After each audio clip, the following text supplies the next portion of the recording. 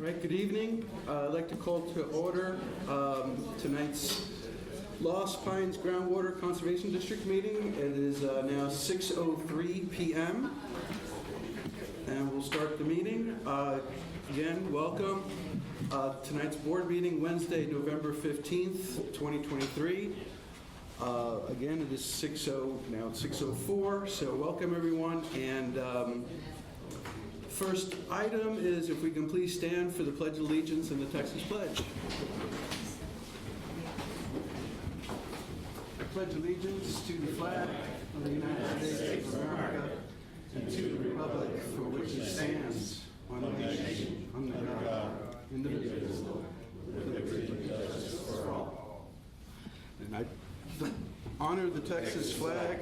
I pledge allegiance to thee, Texas, one state, under God, one and indivisible. Thank you. Welcome.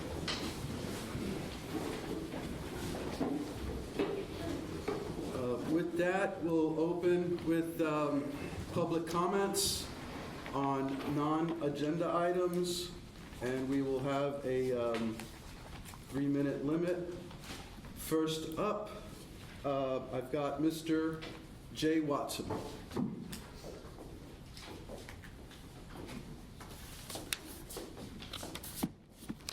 Good evening. Jay Watson, landowner in Page, share a fence line with Thomas Turfgrass. Part of the neighbor coalition stands in opposition to turfgrass. I want to provide a few comments to the decision made last month regarding Thomas Turfgrass permit. Discussion and decision that was, I thought, clumsy, chaotic, and seemingly uncertain. 3 points we need to make. The first is around waste. The second is the vote. And third is around landowner representation. Clearly, we rely on the rules and the process to ensure a fair outcome, and they've got to be followed and consistently applied to all parties. First point on waste. Waste was discussed at some length during the public comments over the 3 months leading to October 25th. One board member on October 25th asked several questions regarding the status of the issue. Specifically, well, let me get into that. The majority of the board members were clearly concerned about waste. It was confirmed that it was, in fact, a district matter to enforce after much discussion. What was not highlighted during the October 25th discussion were the facts that had been presented over the 3 months leading up to the vote. Specifically, the district had been directly notified multiple times of at least 3 different incidents: Watson, Esberger, and Dayhart. Those incidents were not even contested by Thomas. General manager made multiple visits to each site to confirm the claims. General manager visited with Thomas directly. Neighbors documented the case with pictures, dates, and descriptions. How is it that the district never provided a waste notice? Not once. To say then that due process was not followed and would need to be started from the beginning is a seriously misleading statement made to the board from council. What influence did this misrepresentation have on the original vote? Go listen to the audio and determine for yourself. Why did the district ignore the responsibilities in this case and issue a permit without dealing with a significant issue first? Second point regarding the vote taken on October 25th. Natasha provided comments attempting to clarify several matters that were unclear from the application review process. Her comments were often vague, overly general, and often not specific to the issue. Regarding ownership, she kind of blew it off saying, our corporate law team has reviewed and said the ownership is fine. Regarding the lease, never referenced the lease that was actually submitted. Have any of y'all read it? It's an oil and gas lease. Makes no reference to the groundwater issues. The aquifer change. She blew it off again. Aquifer reference is not important, not required, although the application asked for it. Why is that? It's important because all the allocations going forward are aquifer-specific allocations. Sir, will you be also using this? Yes, I am. Okay, thank you. Board discussion followed with 2 primary concerns: waste and 3950 acre-feet. Both are substantial matters. Either is enough to reject the existing permit. The motion was called and seconded to reject the application. First three members all voted to approve the motion and reject the permit. Kay Rogers interrupted the vote, said she did not know what we were voting on. The vote was not allowed to conclude. Confusion and chaos ensued with Natasha navigating the board on several matters. Regarding waste, she said the process had not been followed. She indicated proving waste was a high standard and difficult to prove. Jim indicated that it could be proven. She indicated that the district's practice was to accept the GM's recommendation for 1,800 acre-feet. The board seemed confused on what to do. It was never fully established what the new motion entailed, other than to change the water allocation to 1,800 acre-feet. The GM recommendation was never presented nor discussed. Seems the original motion was not withdrawn, but a second motion was added and then voted on without much discussion. And if you note, the minutes submitted under the consent agenda seem to be incorrect when you look at the language in that as relates to, that was in your board package. It does not reflect the reality of the discussion and the sequencing of actions. We recommend that the board reject and recall the vote and reestablish what's being voted on. Third piece, as relates to landowner representation. In this case, over 40 landowners got together. We represent over 4,000 acres. The district represents all parties in these matters. Existing rules and process must be followed and applied consistently. Why does the landowner get held to a firm date through the public notice process, yet the applicant is allowed to make material changes beyond the established dates? Why is it okay to have one set of rules for one party but not the other?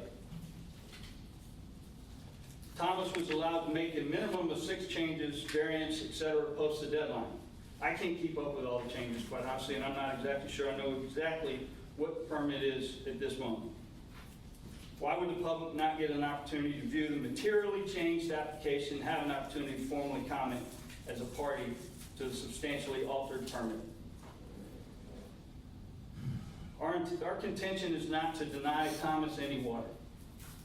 Our contention is that they failed to meet the basic standards of the application and should have to reapply under the new rules and capacities associated with that application.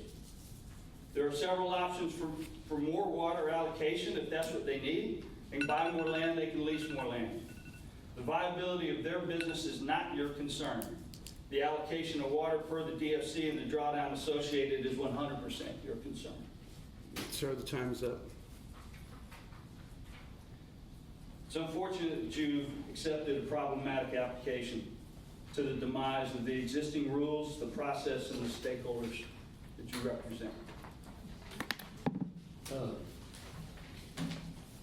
Mr. Watson, you were saying that there's an inaccuracy in the minutes of the meeting? Yeah, if you review the minutes as relates to the Thomas section, I think the referrals to people may be backwards, and I don't think it fully captures the fact that a vote was taken and stalled. It references that we did not attain 6 votes.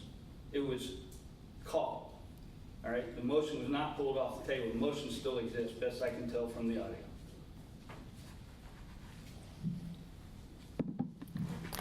Thank you, sir. Yeah. Any other public comments on non-agenda items? Okay, next would be public comments on agenda items, but that will not be on the record. If any, so I've got folks that do want to speak on the Aqua hearing, and so if you want to be on the record, your best is just to wait until the hearing is opened, and then you can speak during the hearing. So I'll hold on to those until the hearing. Anyone else? Okay. With that, then, we will open the public hearing at 6:13 p.m. This is the public hearing, agenda item 3A, public hearing regarding the applications of Aqua Water Supply Corporations for operating permits for 4 wells in Bastrop County to withdraw 807 acre-feet of water per year, Foster, and 4,839 acre-feet per year, Tyner, 3,226 acre feet, Waterston 1, and 3,226 acre feet per year, Waterston 2, to be used for municipal purposes in applicant's certificated service area. So first will be public comments. I have a James Blue.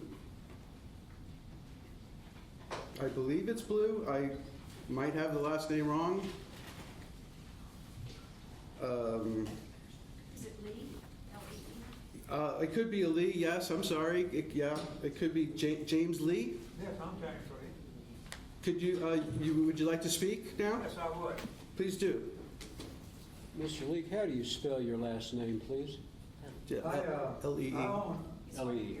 L-E-E. I own the property that borders Waterston 1 on the south side. I have a well 60 feet from the fence, and I get all the water I want from 425 feet down. I was wondering if anyone knows at what depth you will be producing 3,000 acre feet per year, and what effect it will have on my well 60 feet or maybe 160 feet from your well. That's all my comment. Thank you, sir.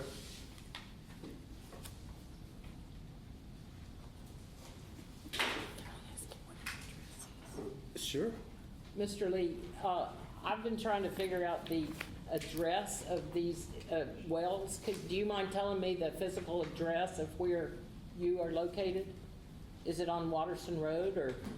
Yes, I'm at 771 Waterston Road. Okay. And Thank my you. house is 600 feet off of Waterston Road. Okay. Thank you, sir. Next would be Jacqueline Lee.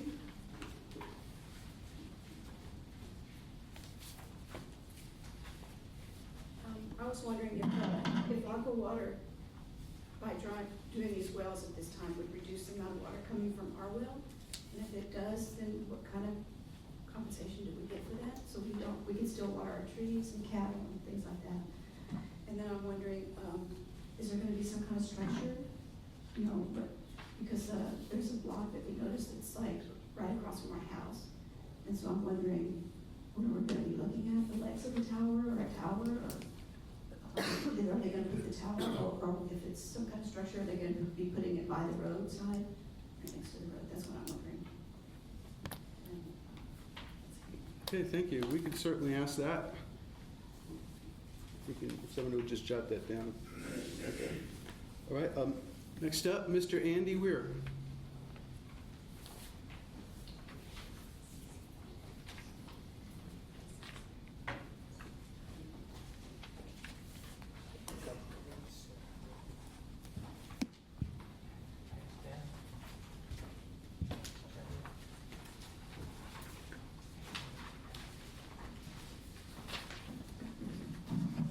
Good evening, I'm Andy Weir. I'm the executive director for Simsboro Aquifer Water Defense Fund. Working in Bastrop, Lee, Burleson, and Milam counties with landowners and well owners. And I also have a well in the Simsboro formation of Carrizo Wilcox. What I handed you is a map that I put together, focusing on two of the wells in the aqua permit, the Waterston number 1 and Waterston number 2. My concern, having read the draft report prepared by Dr. Hutchison, is the drawdown that's going to happen at these two wells. Both are over 100 feet, and their close proximity to one another is going to create an impact area. And so highlighted on the map, the dots are wells that are within that 4.5 mile circle. Of note, the real concentrated wells, that's the La Riata subdivision that's down there. I did the mean for the depth of wells in all this. That's 156 wells in that 4.5 mile area. The mean, or the average depth of those wells is 450 feet, just like the Lees. And so what's not included in Dr. Hutchison's report is what's going to be the drawdown impacting those 156 wells, because you all are establishing a new mitigation program. And so you might want to be looking at how much are we looking to be on the hook for here with this level of production. I'm not arguing anything about Aqua's need for the water, but it's like, how can we best develop this water and then be concerned about the impacts? Drawdown is one. Dr. Hutchison's report states specifically for Waterson 1 and 2, for those wells, 70% of the water that's actually going to be produced, the computer model says that's coming from the shallow flow zone or from surface waters. So that's why the map has these squiggly lines. Those are all the watersheds. That's Lynch Branch, that's the Long Branch, that's Sandy Creek, that's, I have them written down in here. And they all feed into Sandy Creek, Walnut Creek, and they all feed into Cedar Creek, which empties into the Colorado River. So you're gonna have a significant impact on surface water, and that's one of your charges. The rules say that one of the things you can use in deciding on a permit or on modifying a permit is the impacts on surface water and groundwater resources and existing permit holders. So it's gonna be significant. So I would ask that tonight you not make a decision, but that you seek further information from your hydrologist as to what the potential impacts would be. Thank you. Thank you, sir. Is there anyone else that would like to provide public comment? All right, seeing none. The next up will be Jim Taunton. If you can update the board, please. Thank you, President Hernandez, members of the board. So the applications that are before you tonight, these are the last of the permits that came in prior to the district's moratorium in October of last year. So these are the last of the permits that are being processed under the district's old rules. As President Hernandez read out at the start of the hearing, it's a set of 4 wells that are kind of scattered across central and southern Bastrop County. The Foster wells located very southernmost in Bastrop County. Director Rogers, it's near the intersection of Jetto and Charcoal. Those are the roads I mentioned remember. Jetto and what? Charcoal Road. Charcoal? Charcoal, yes, ma'am. The second is the Tyner well, 4,839 acre feet, which is located almost directly south of the solar facility that's going in near Rosanke. And then the Waterson 1 and Waterson 2 wells, which are located on Waterson Road, west of Highway 3 or 4, closer to central Bastrop. The applications were processed by the district staff, consultants, and legal counsel. Notice was put out in 4 papers in general circulation across the district 20 days in advance of the hearing. Notice was posted on the district website, at the district offices, and at both courthouses according to district rules. The draft permit is prepared for you that shows, again, as a starting point for discussion, it shows the draft permit reflecting what's been applied for by the applicants. And then you've also been provided with Dr. Hutchison's initial report, along with a supplementary report that evaluates the impacts on adjacent wells and also includes, back my popular request, the drawdown maps that we used to use for the permit analysis.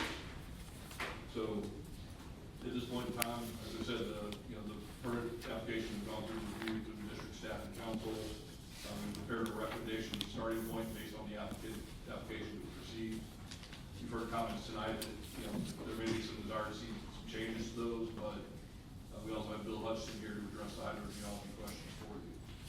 I will say I do agree with Mr. Weir that, disrespect to our current council, but with Natasha being out tonight, I would recommend also tabling this item once we finish the hearing, and that way you have a chance to speak with Natasha before you make any final decisions on the permit. And with that, I'd be happy to address any questions. I have a question regarding the supplemental report that Dr. Hutchinson provided, and my question is it on the website? I don't think it made it into the packet. So how could is it available to the public? Yes, sir. The supplemental, both Dr. Hutchinson's reports are on the website along with the the full application, the draft permits, and everything else are on the district side. Okay, so it wasn't in the packet, but it's on the website, correct? The supplemental should have been mailed out to you on Monday, I believe. It was, separately, yeah. It was mailed separately to the board. This Monday? Yeah, Yeah. yeah. Okay, yeah, because there's, looks like there's several board members hadn't seen it, it seems like. Okay, I just wanted to know the status, that I wanted to make sure that everyone has had a good ample time to review that supplemental, because that's where all the adjacent neighboring wells are there. Yes, sir. Which would also be a good reason to Right. close out the hearing tonight and then wait until next month to take action on it. Any other questions for Mr. Totten? All right, thank you, Mr. Totten. Dr. Hutchinson, if you can come up, let's see if...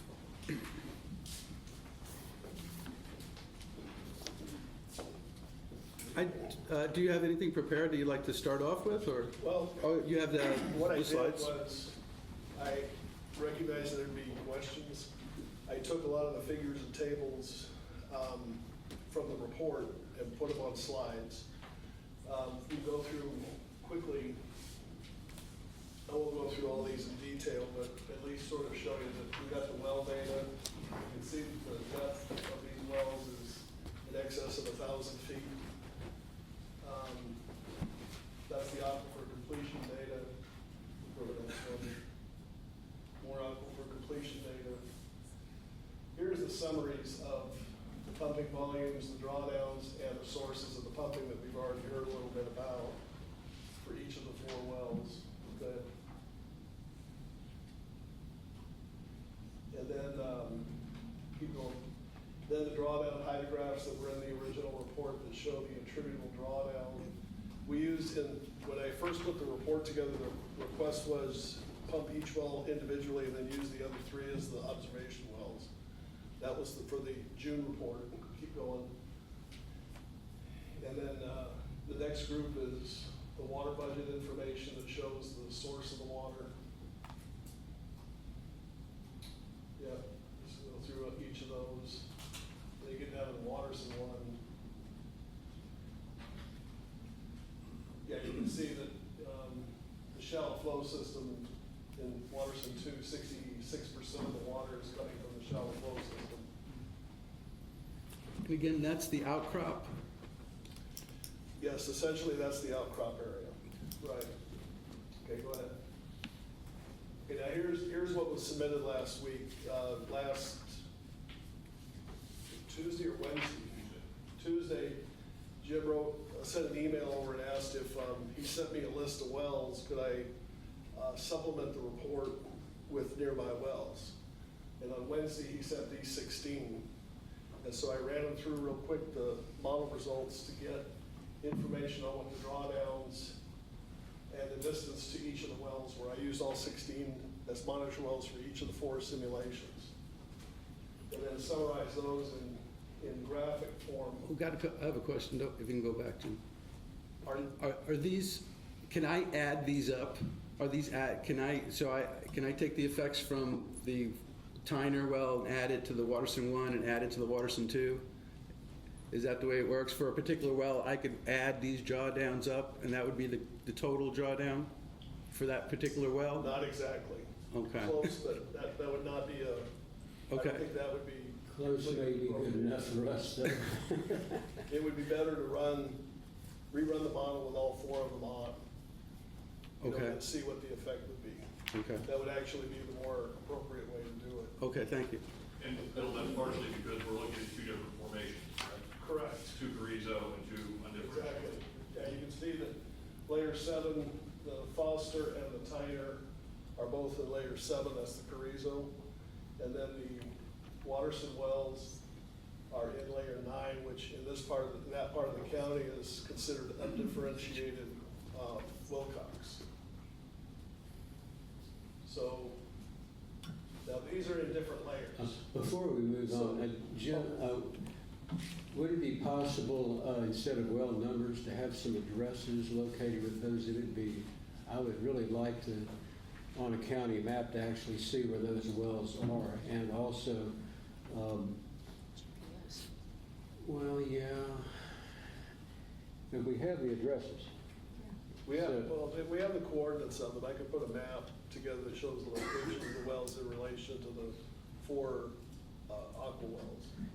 That would be really helpful to me without having to go. Yeah, it would be really helpful if we know geographically what county roads these are on and what neighborhoods they're in. Yes, you know. exactly, thank you. Okay, so if you go to the next one, you'll see this is a distance on the x-axis of the drawdown of the Foster well pumping. So the line represents just all the dots, but each one of these dots represents a different layer. So the Foster well is in layer 9. So you can see that in that dot where Jim has the pointer, that's layer 9, right? So, 7. That's, I'm sorry, 7, that's layer 7. And then you come up to the next closest one, that's 7. But when you are to eat at the same distance straight up, that's layers 5 and 6. Okay? So that's in the overlying layer. So this isn't, you know, a true representation of the drawdown cone of depression because we're dealing with different layers. But it gives you a sense of it. I see when you move out about 6 miles, there's a layer 7 well with 3 feet of drawdown. So 6 miles away in that same formation, the drawdown is only 3 feet. But this one has very low pumping. Would you mind explaining layers a little bit more? So the Carrizo is layer 7. The Wilcox layers are 8, 9, and 10. Calvert Bluff, Simsboro, Hooper. But in this part of the county, that's all considered undifferentiated Wilcox in that southern part of Brasford County. Now above the Carrizo is the Reclaw. It's a formation that's considered an aquitard, but there's a lot of wells completed in it, at least from the geometry of the model. And then above that is the Queen City. So we're dealing with drawdown that is largely coming from horizontal flow, but there is a fair amount of vertical flow from above and below that are feeding these wells. Okay, go to the next one. This is the Tiger. This is the big pumper, 4,800 acre feet. And we can see that this is also in layer 7. You can see that a mile away, you're getting about a little over 45 feet of drawdown. But even at closer wells, if you go all the way up layer 5, those are Queen City wells that are in the 5 to 10 foot range of drawdown. So we're seeing most of the drawdown in layer 7, and then 2 layers up, there are some wells completed that are very close, but the model is only suggesting there's 5 to 10 feet of drawdown in 70 years, or 60 years. And then, of course, as you move out, you see some 7s over there, 20, 25 feet of drawdown, 5, 6, 7 miles away. But at that same distance go up, there's layer 6 and layer 5, 10 feet of drawdown. Okay, go to the Watterson well plot.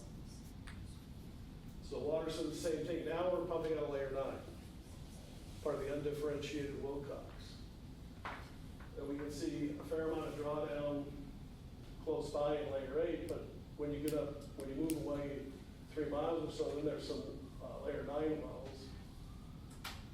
And then, of course, as you move away 10 miles, everything's below 2 feet. And most of those wells are shallower.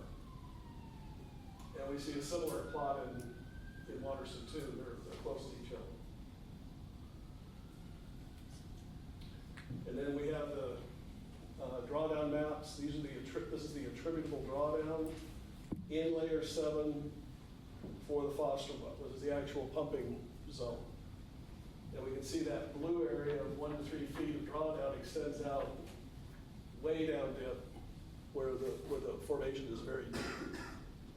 And the 7, 8, 9 feet of drawdown is spread out over a fair area with about 20 feet of drawdown there in the middle.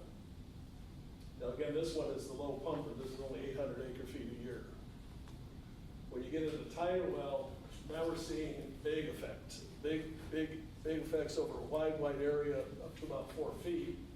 But again, the bigger drawdowns in the 30, 40 foot range plus are just isolated right around there, around the well site. This is in layer 7. Go to the next slide. This is layer 6. This is the one above it. See, it's attenuated quite a bit, even just one layer up, go one layer down to layer 8, even less. And then finally at layer 2, this is that outcrop area. We can see some degree of drawdown. That's where we're starting to capture some of that surface water. Okay, go to the Waterson one. Waterson 1. This is layer 9. Again, a big field of less than 13 feet of drawdown, but the actual area of about 40 feet, less than 40 feet is a very tight little area there right at the well site. And if you go one layer down or one layer up and one layer down, it's very, very modest impacts above and below. In the Waterson 2, basically this, layer 2 shows some effects from that, from the surface water area, the outcrop area. And then finally, layer 9 in Waterson 2 looks similar to Waterson 1. Not surprising, it's right next to it. We had someone ask if we know how deep the Waterson 1 well was going to be. Do you know that information? Go back to that first table. It's over 1,000 feet. One more back. Waterson 1 and 2, 1,000. Oh, there it is, 1,000 feet. Yeah.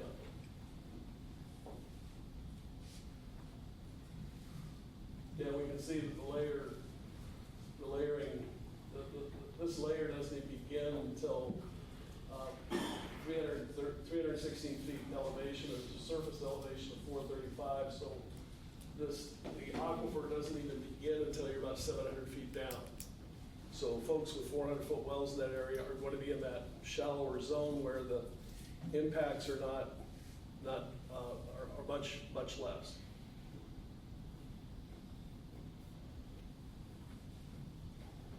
So it's not like some of our other ones that we've seen where the big pumping wells are in the same formation as the folks' rural domestic wells.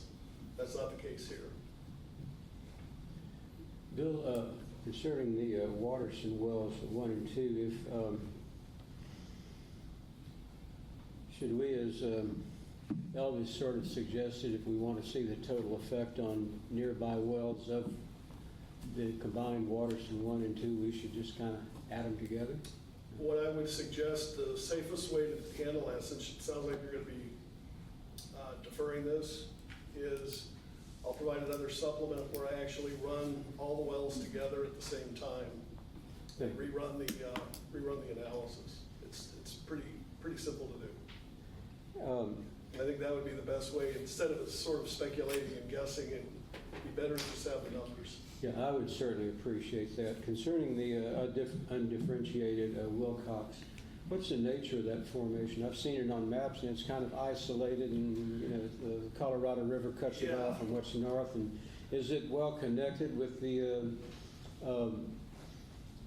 groundwater around the undifferentiated areas, or is it sort of cut off by faults? Or by having it as a separate name, all we're saying is that the difference between the Calvert Bluff, the Simsboro, and the Hooper are very, very difficult. It's jumbled up. Vertically. Mm-hmm. So in essence, it's lumped together. Yeah. That does not necessarily connote isolation laterally. Okay, thank you. So it's really more of a nomenclature thing, but even in the model, we still carry it as 3 separate layers. Yeah. And the idea there is that we're not isolating it as much, but you can see that there's still plenty of isolation vertically, or more isolation vertically than there would be horizontally. And would you expect much difference in water quality, although the drawdown in some of the surrounding wells isn't that much? Would you expect much of a difference in the quality of the water those wells are getting as a result of the drawdown? We have not looked at the water quality of this. Typically, the water quality at much greater depths is poor.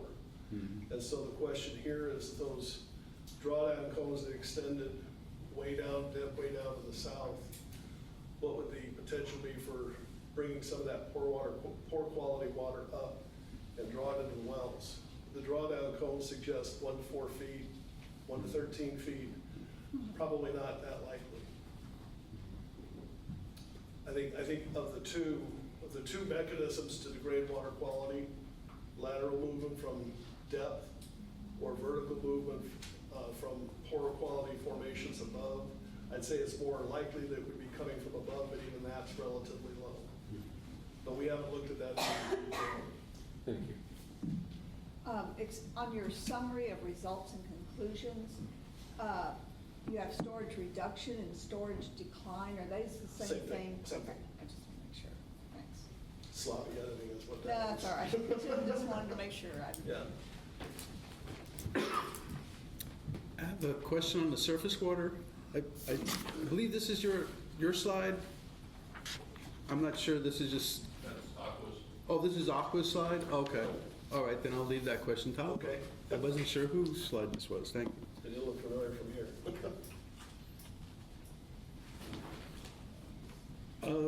With respect to surface water, could you elaborate a little bit on the impacts of the surface water? Yeah, at this point, what we've done is evaluate groundwater, surface water interactions on a water budget level, on a regional water budget level.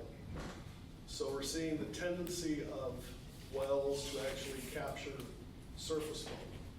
We have not done anything, and these model runs are on annual type stuffs essentially. So we're looking at very large areas and a large average over a year's time.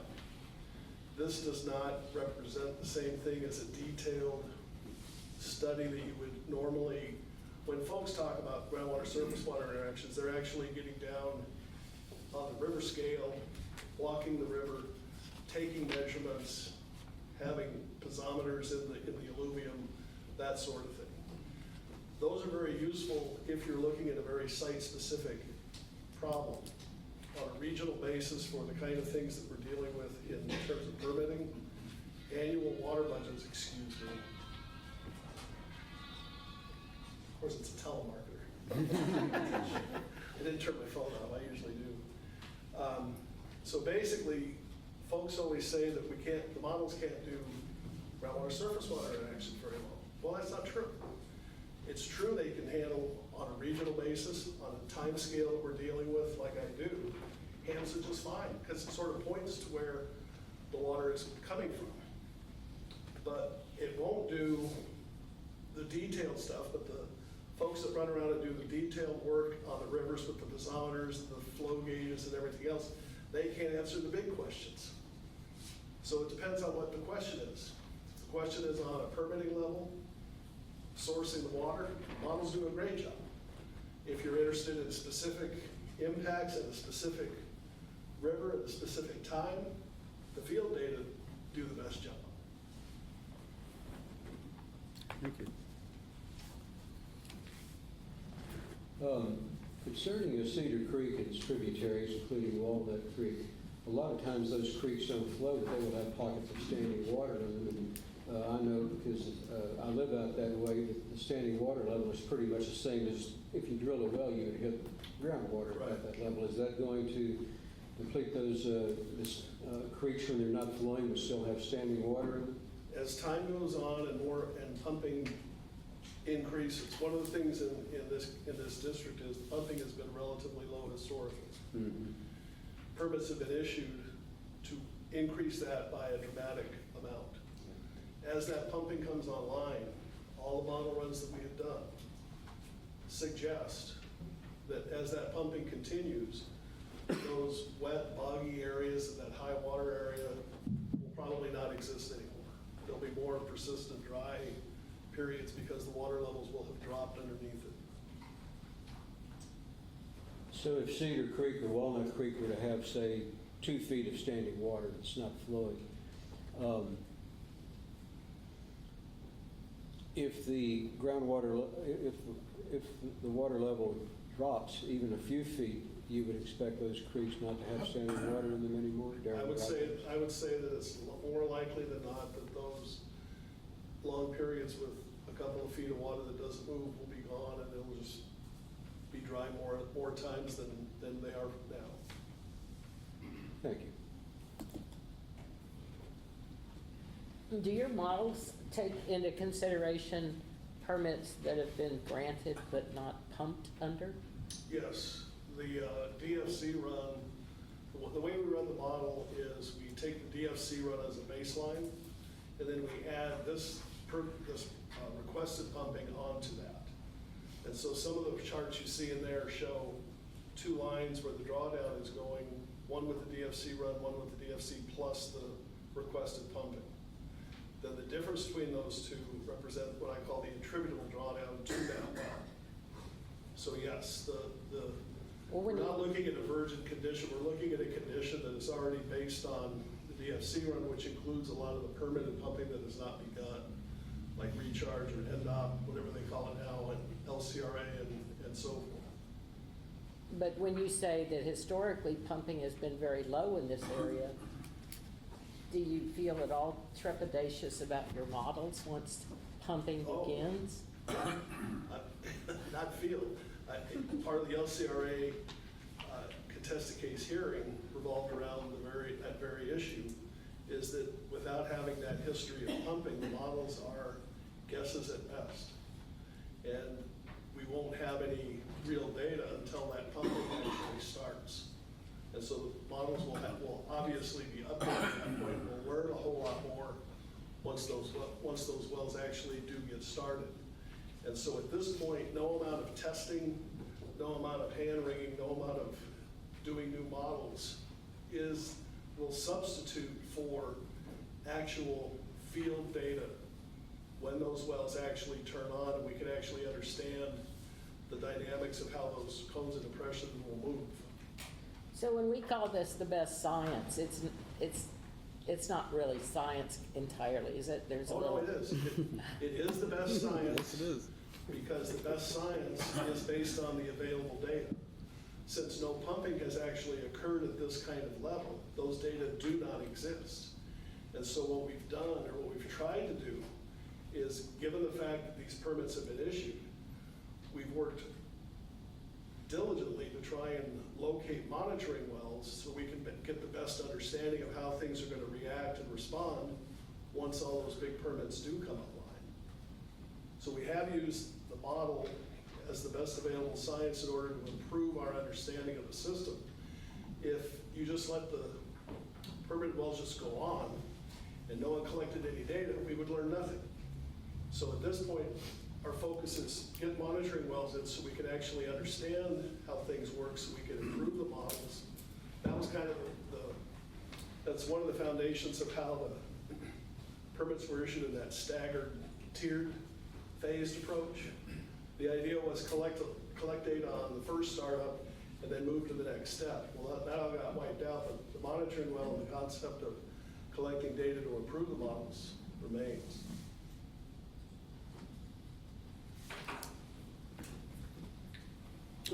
So Bill, relative to the question of the pumping and the drawdown, a way to get at the accuracy or the best available science is how much variation is there in that final number? Like if you're saying a drawdown of 50 feet, is that plus or minus 30%, 40, 50%? I think a better way to look at it is that you saw how the numbers were different in the different layers. That one top of the group was in the 30, 40 foot range, and the other was in the 5 to 10 foot range. Those make sense. So we would not expect, based on that, I would not expect the shallow zones to have 50 feet of drawdown. But I would also not expect the deeper layers to only have 5 feet of drawdown. So I think part of the idea here is that, again, from a monitoring standpoint, what are we looking for? What are we looking to happen, and make sure that when these pumps actually go on, we have some idea of what we're expecting the data to show.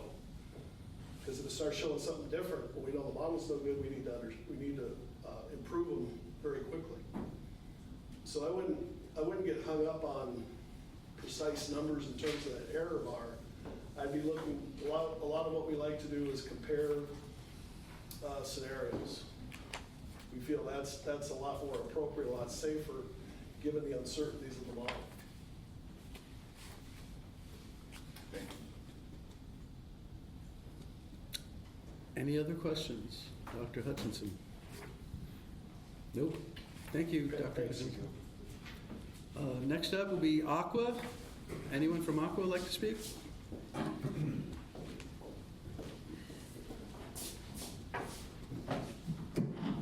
Mr. President, Mr. Fernandez. Mike Gershon here. I've been with you all before. I'm an attorney that works with Aqua Water Supply Corporation and been working with you all for, gosh, the past 20 years. We appreciate your general manager's efforts. Our team has been working with Jim, and we appreciate the efforts and your commitment to developing the best available science by the money that you're spending on Dr. Hutchison and your LRE team. We want to get it right. We share some important statutory public duties with you all to get it right and to care for our water. This application is very important to Aqua Water Supply Corporation. As you know, Aqua has imposed a moratorium on processing and making commitments to additional developer requests. We've done that because the permitted water that we have, it's spoken for. It's fully committed to what we call non-standard service agreements, essentially developer requests. We don't take lightly what we're asking for. The volume of water is important and significant for Aqua and its customers that are constituents, not only of us, of y'all, local folks that rely on our providing drinking water. It's a big deal to Aqua and its customers, and we know it's a big deal to you. Our entire senior management team is here, and out of courtesy to them and you, I'd like to introduce them. Our board president, who many of you all know, David Glass, also commissioner, is with us. Daisy Cameron, our general manager, Emily Poston, our director of engineering, Holly Fain, our public relations outreach director, and our consultants who have helped to develop the science that we would like to visit with you today, to the extent that y'all are ready to proceed and close the hearing today. If the intent is to continue the decision to next month or any subsequent time, we'd like the opportunity to participate in that discussion and have our consultants and our experts available, and we would suggest that if you continue anything, that you keep the hearing on the merits open so that we can have our folks available for your questions also. With us today is Mike Heister, a PG, a licensed geoscientist, and I should point out that both Daisy Cameron and Emily Poston are both licensed engineers, whom I've just introduced. Also with us, with Steger Bazell Engineering, is Perry Steger and his colleague Amar Sawaya, here against the wall. And Joe Morris. Joe Morris, our government relations expert as well. I don't think I've let anyone out. I think I've got all of our board folks here. We're here to send a message that this is important to us, and we're here to make sure that the right people are in the room who can answer your questions. So, what is the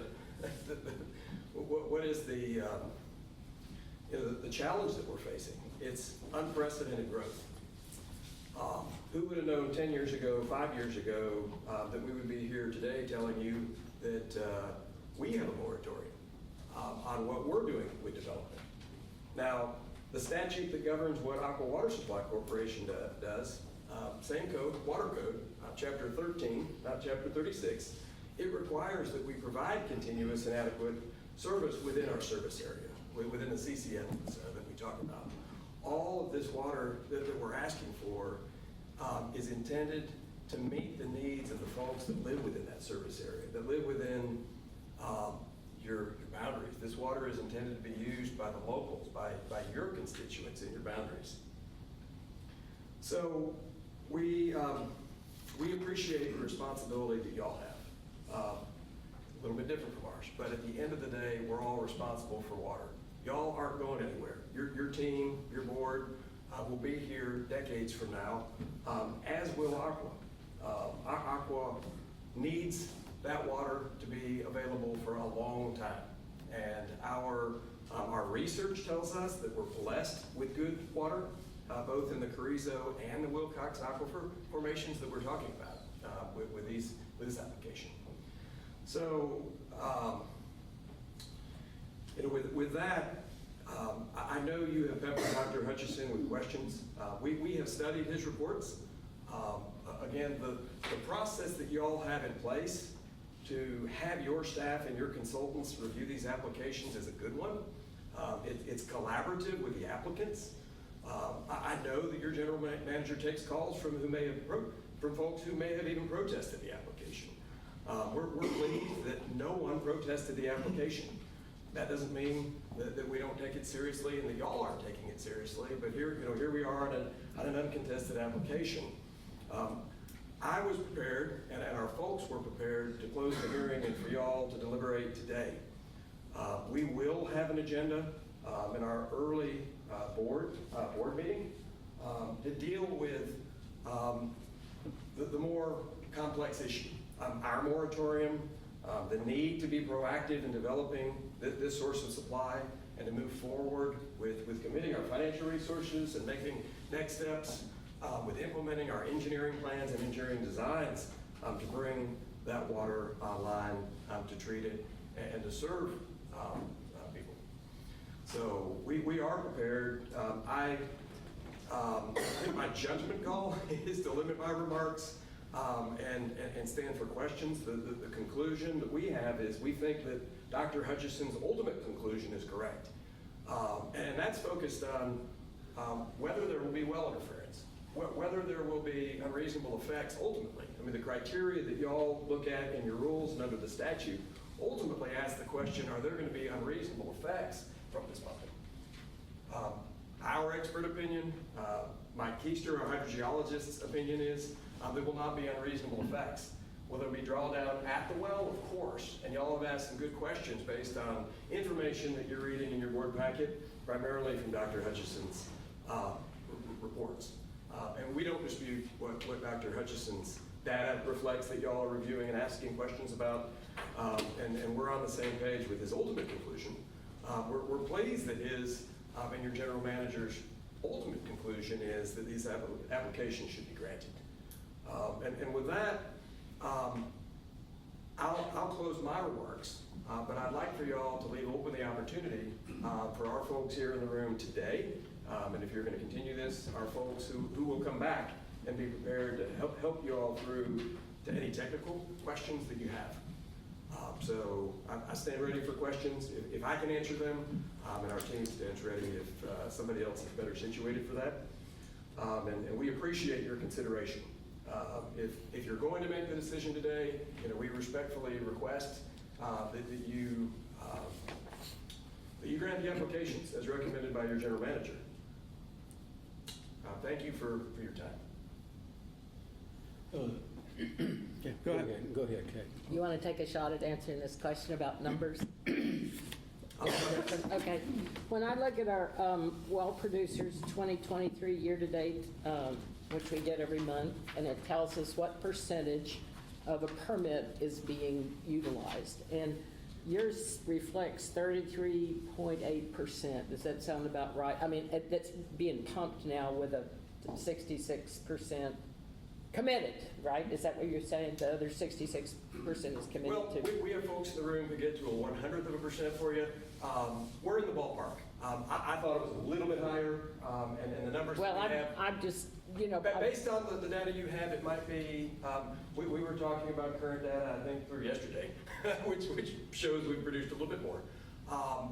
The bottom line, though, is we are not currently producing 100% of what's allocated. Right. And in my introductory remarks, I was pretty clear, that is the case. Right, I'm just saying. So you're doing about 34%, but all the rest is committed, and that's why you have a moratorium, and that's why you've asked for 4 more wells. Am I correct in that? Yeah, you Okay. nailed it. That's exactly what I said. Yeah, that's right. Okay, just making sure I understood that. I would like to ask a question, please. My question is, I would like to submit in writing, if it's okay with the lawyer and with the president, a set of questions that I would like for y'all to sit and visit and respond to. Would that be a possibility? Such as, what is the effect of all this water that you're going to be using in the next 15 years? On the drawdown and stuff, everybody seems to think that it won't be that much of an effect. The water that everybody's going to be using, that's something I'm going to ask all of the players. It's okay. Yeah, look, Mr. Sherrill, Director Sabank, y'all are the judge. Y'all are the judge. Ultimately, y'all collectively will make a judgment on what's happening. And if it's the will of the board for us to address important questions, we stand ready to address those. However your board wants to present those to us, we'll ultimately do. I mean, Mr. President, we'll follow your lead on what you direct us to do.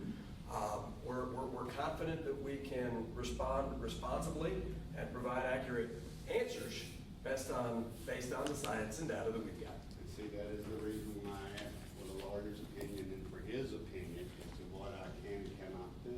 Yeah, we can do that. And until then, I would like to let him look over a line of questions, if that's okay with y'all. Yeah. And then submit them to them, and maybe so the next time you come, and you can give me or send them to me by mail, please.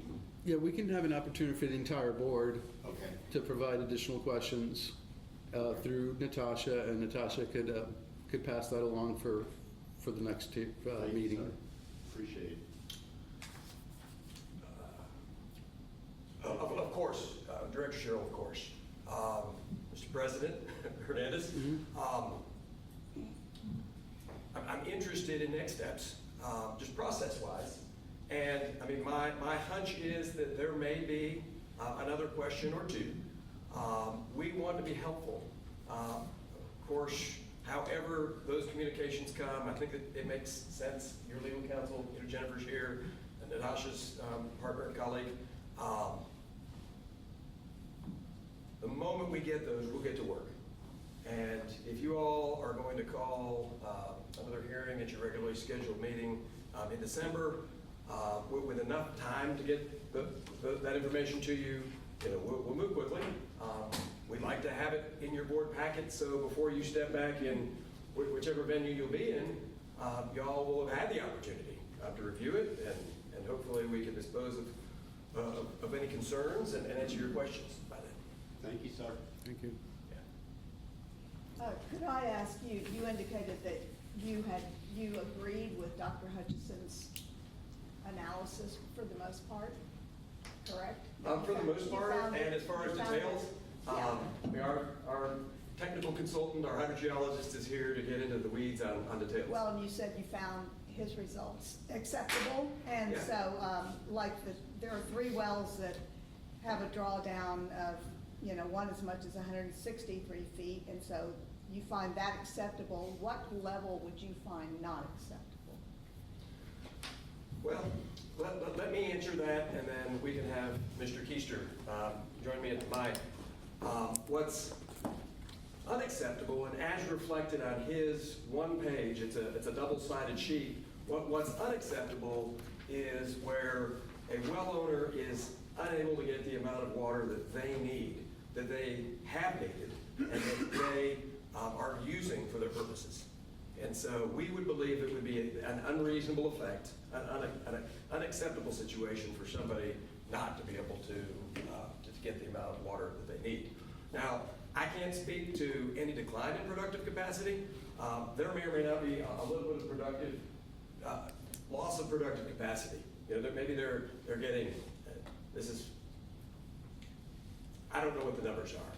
Let's say they're producing 99% instead of 100% of the productive capacity of their well. I mean, if that were our conclusion, we would say, okay, well, that's not an unreasonable effect. You can still produce the amount of the volume that you need. If we're bringing somebody down by 99%, obviously that's an impact. You know, they're pumped off at that point, and they're not able to produce. So, you know, my boss, Daisy Cameron, and Chairman Glass's instructions to our consultants were get in the weeds, look at all of the area wells, and let's make certain that we're not creating that situation where we're pumping somebody off, where they're losing so much productive capacity that they're not able to get the volume of water that they need. If that would have occurred, I can assure you we would have had a discussion about how we reach out to those folks and communicate to them and reach some type of an accommodation of what we would do to ensure that they're not at a loss of water.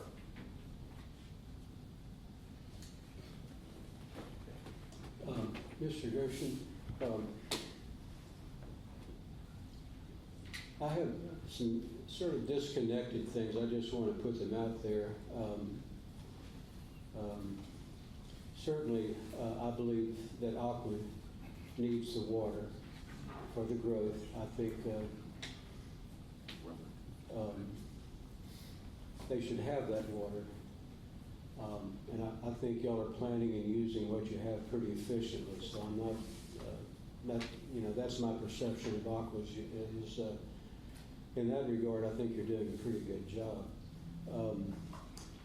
Also on my mind is the fact that groundwater is owned in place by the landowners. And I don't think that question has ever been directly, adequately addressed anywhere except in maybe the Edwards Aquifer, some areas of that.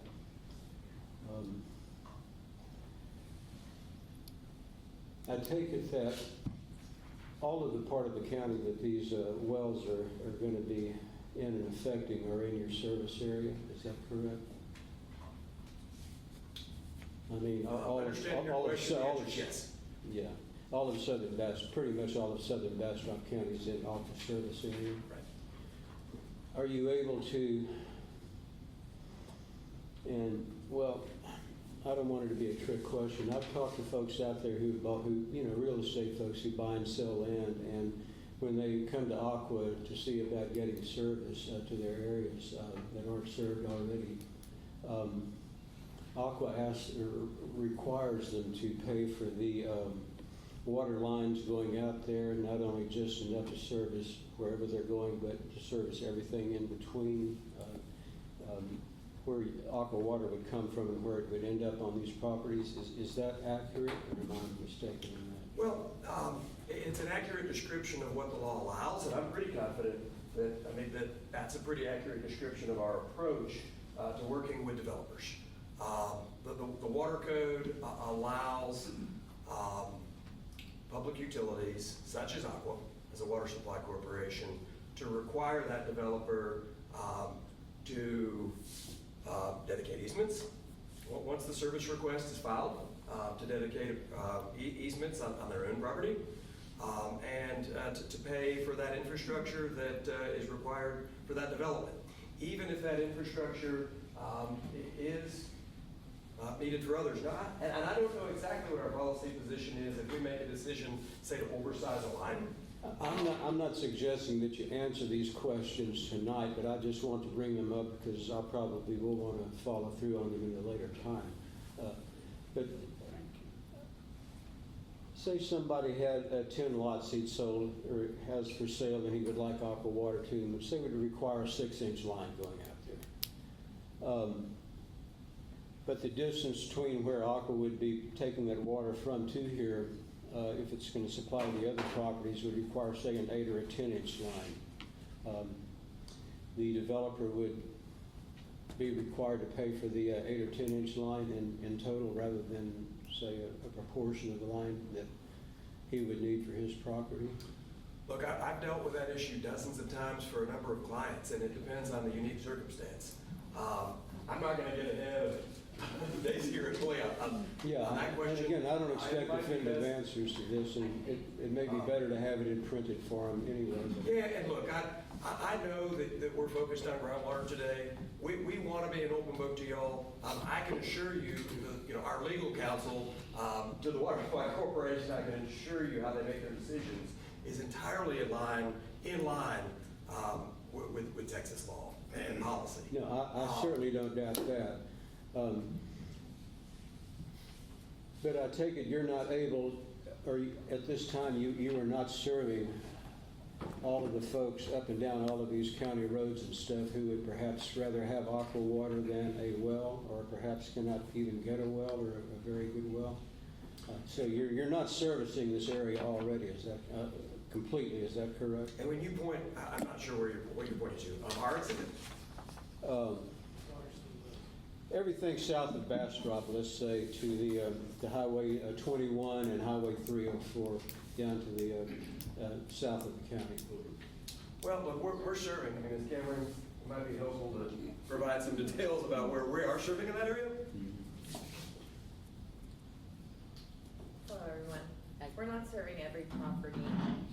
We're not currently providing service to every property in this area. And you've had requests for service that, because of the cost, perhaps you couldn't fulfill that request?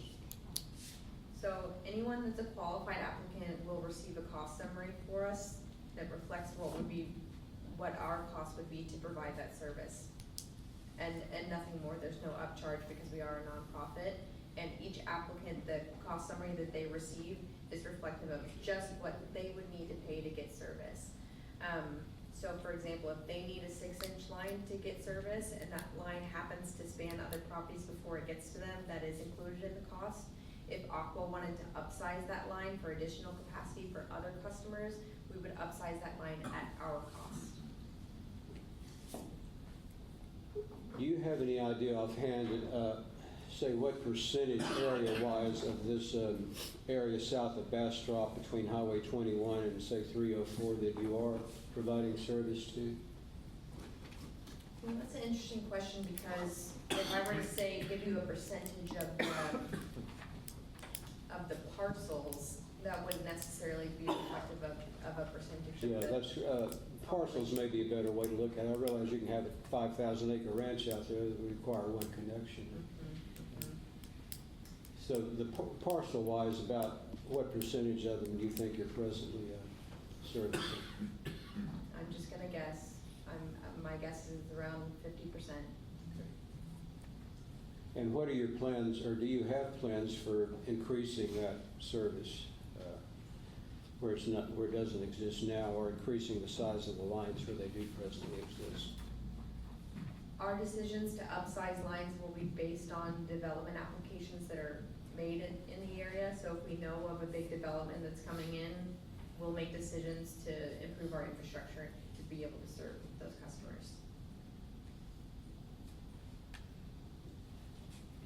And the water from these wells, the Watterson and the Foster and the Tyner wells, where would that, if you were to go online, say, in a few months, where would that water actually be used?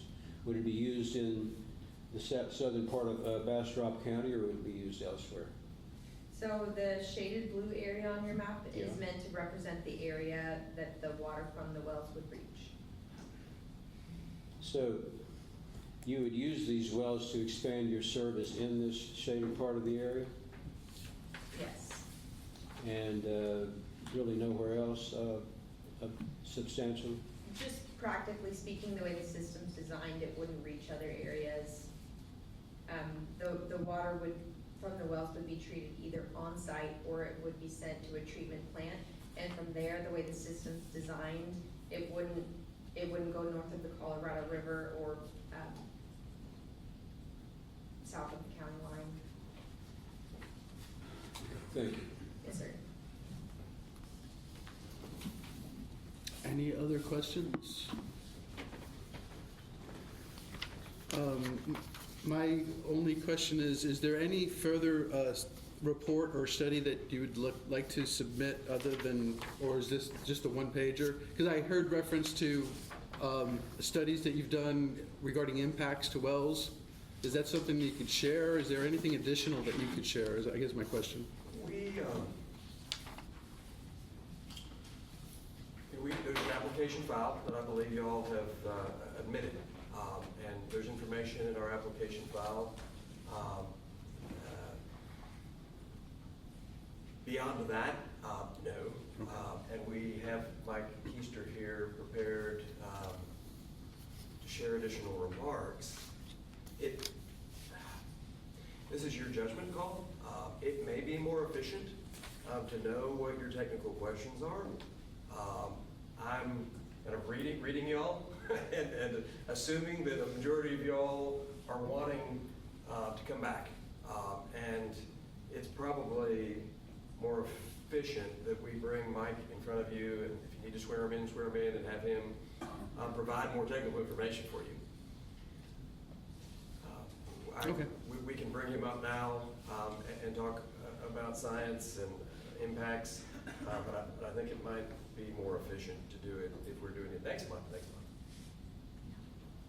Yeah. So I'd respectfully request that when we close, it's not an adjournment of the hearing, it's a continuation of the hearing itself. Yeah, keep the hearing open. Yes. Yes, sir. Excuse me, Mike and Mr. President and Yes. Board. I think probably that's the appropriate next step is to, since you do have questions, it might be better to keep this on a continuation, this portion of the hearing, and then you can submit your questions to Jim. Yes. And you can compile them as a supplemental request for information of Aqua. Yes. Do you want a motion to table? Mr. Gershon, I have one more question about mitigation. And the Lees have spoken tonight about, they're quite close to the Waterson wells. If they start having problems with their wells, would you commit to a program of mitigation? Y'all are undertaking a mitigation program. Our board president, Commissioner Glass, is actively involved in that, as is Ms. Cameron. I don't want to get ahead of what y'all are trying to do holistically with that, and I'm not trying to dodge your question. We may be prepared today to answer that very, very specifically. We don't think there are going to be impacts. That's not your question. Your question is, but what happens if there are? Yes. And so I'm not sure how we want to answer that responsibly.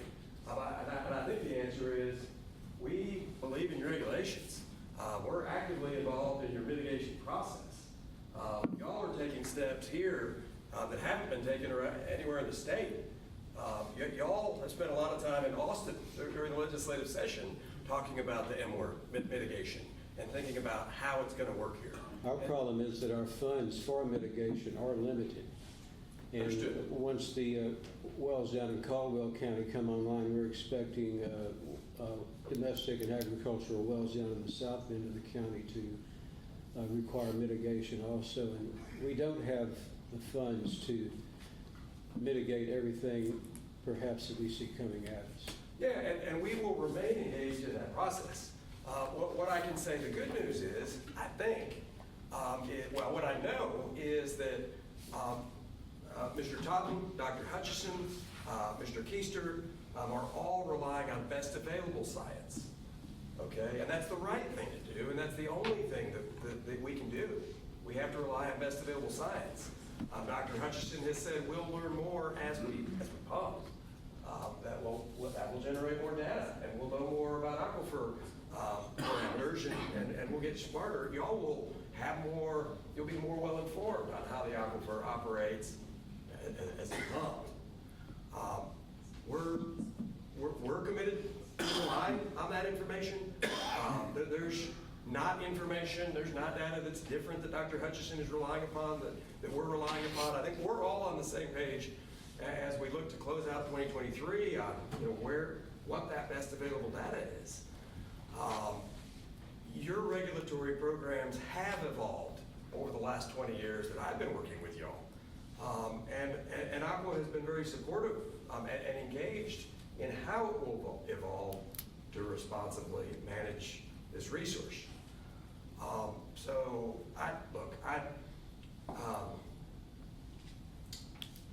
That's a long-winded lawyer answer to your question, and you know that. But I mean it, and I would say it again. I mean, we're going to follow your process. I thought you just indicated that if someone did lose a huge percentage of their producing capabilities, that you would make sure they were taken care of. If we heard about it, and our conclusion is there aren't any wells that will be in that situation, and there's no one in the room. No, I understand Yeah. that, but I thought you said if that were to happen, you would, which to me meant mitigation. Well, what I intended to say was, we looked at that. And if that issue appeared, based on our analysis, to be the case, we would be talking to those well owners. And we would be visiting with them about how we work this out before we step in the room today. I didn't mean to say, wow, if we're all surprised and we didn't get the science right, and we got 8 people that need wells re-drilled, that we're absolutely going to step out with the well driller and get drilling wells. I don't know the answer to that question. It may be that this district's going to take a different approach to situations like that.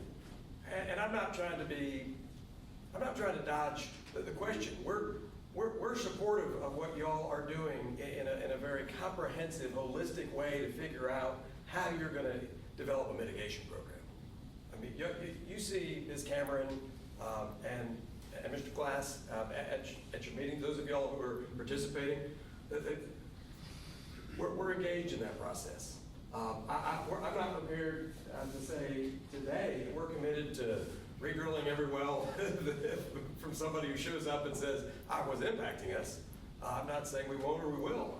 I'll be curious to see when you all are ready to close this hearing, whether there are any wells we're concerned about. I mean, we all want regulatory certainty. As you close the hearing, presumably next month, and make a decision, I think it's in y'all's best interest. I think it's in Aqua's best interest to close that chapter in this permitting and to be very clear in the permit what your expectations of Aqua are. Okay, I agree with that certainty. I don't want to leave anything open. And we're not proposing a special condition for mitigation, nor is your general manager, and that seems like it would be inconsistent with what y'all are trying to do holistically. And if we had a protestant in the room that was concerned, we would consider that without protesting. We would have without wasting y'all's time, we would have a private discussion with them about how we would mitigate. I know we would have a discussion. Ms. Cameron. Yes. So I just want to elaborate on what he said. We are very aware of our responsibility as leaders within the community. We take that very seriously. So if our approach has been make sure we don't have an impact to anyone. That's been our plan thus far. I have not had detailed conversations with our board about what to do in a situation where we have an impact, because it hasn't happened, because our plan has been to avoid that. We take accountability, we care about this community. If something happened and we didn't get it right and we did have an impact on someone, we would own that responsibility. So that's little,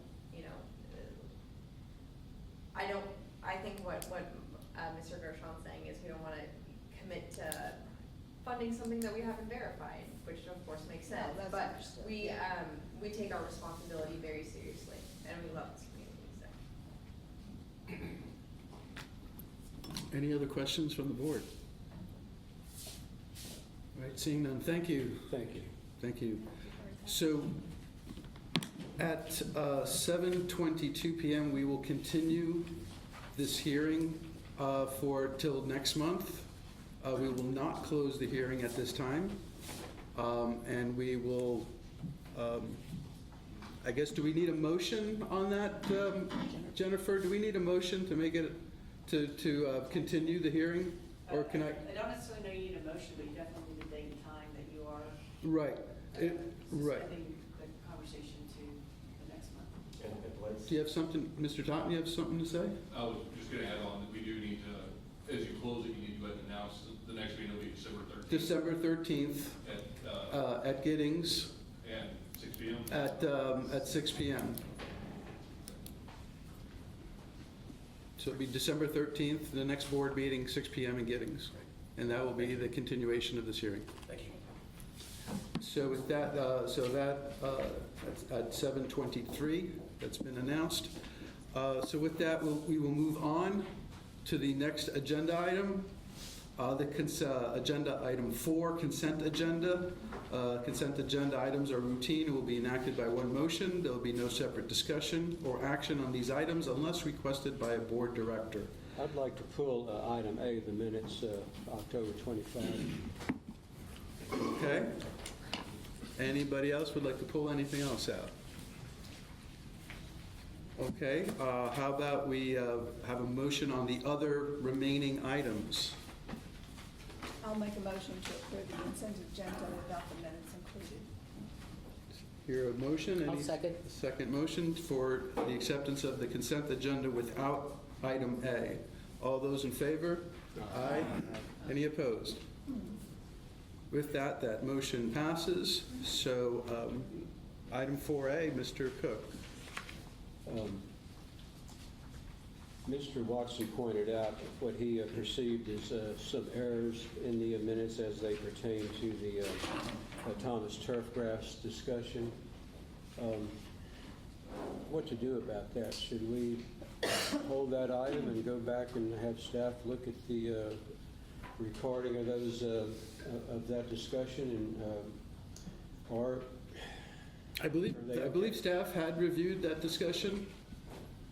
Correct me if I'm wrong, Mr. Totten, but I believe staff reviewed that discussion. Is there any proposal changes, any proposed changes you'd like to make? I don't know. It's just, I don't know. But pardon? We can listen to it ourselves if you want. Not today, but. Well, no, not today, of course. Jim, do you have any concerns, or do you have any reservations after you've heard the Mr. Watson's discussion about the minutes, whether they should be reviewed again? Or?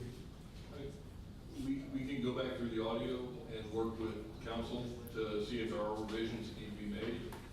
I admit that action was less than clear, but if we need to go back and review it, bring it back to you again in December, we can certainly do that. So. Am I being reasonable? I don't know if I'm being reasonable or not even. I'd agree. We're delaying approval of minutes by a month. I don't think that's anything that's going to shatter I agree. anything. So I think it's a reasonable request. Okay. I would move that we delay the passage of the October 25 minutes until our December meeting. I'll second that. Okay, all those in favor? Aye. Any opposed? All right, with that, the motion passes to table the approval of the minutes of the October 25th regular board meeting.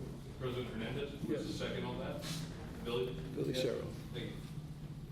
We both did. And the motion was made by Director Phil Cook. Okay, moving on then to agenda item 5 in the regular agenda, announcements. 5A, I do have an announcement. The district will be moving into our new offices in Giddings next week.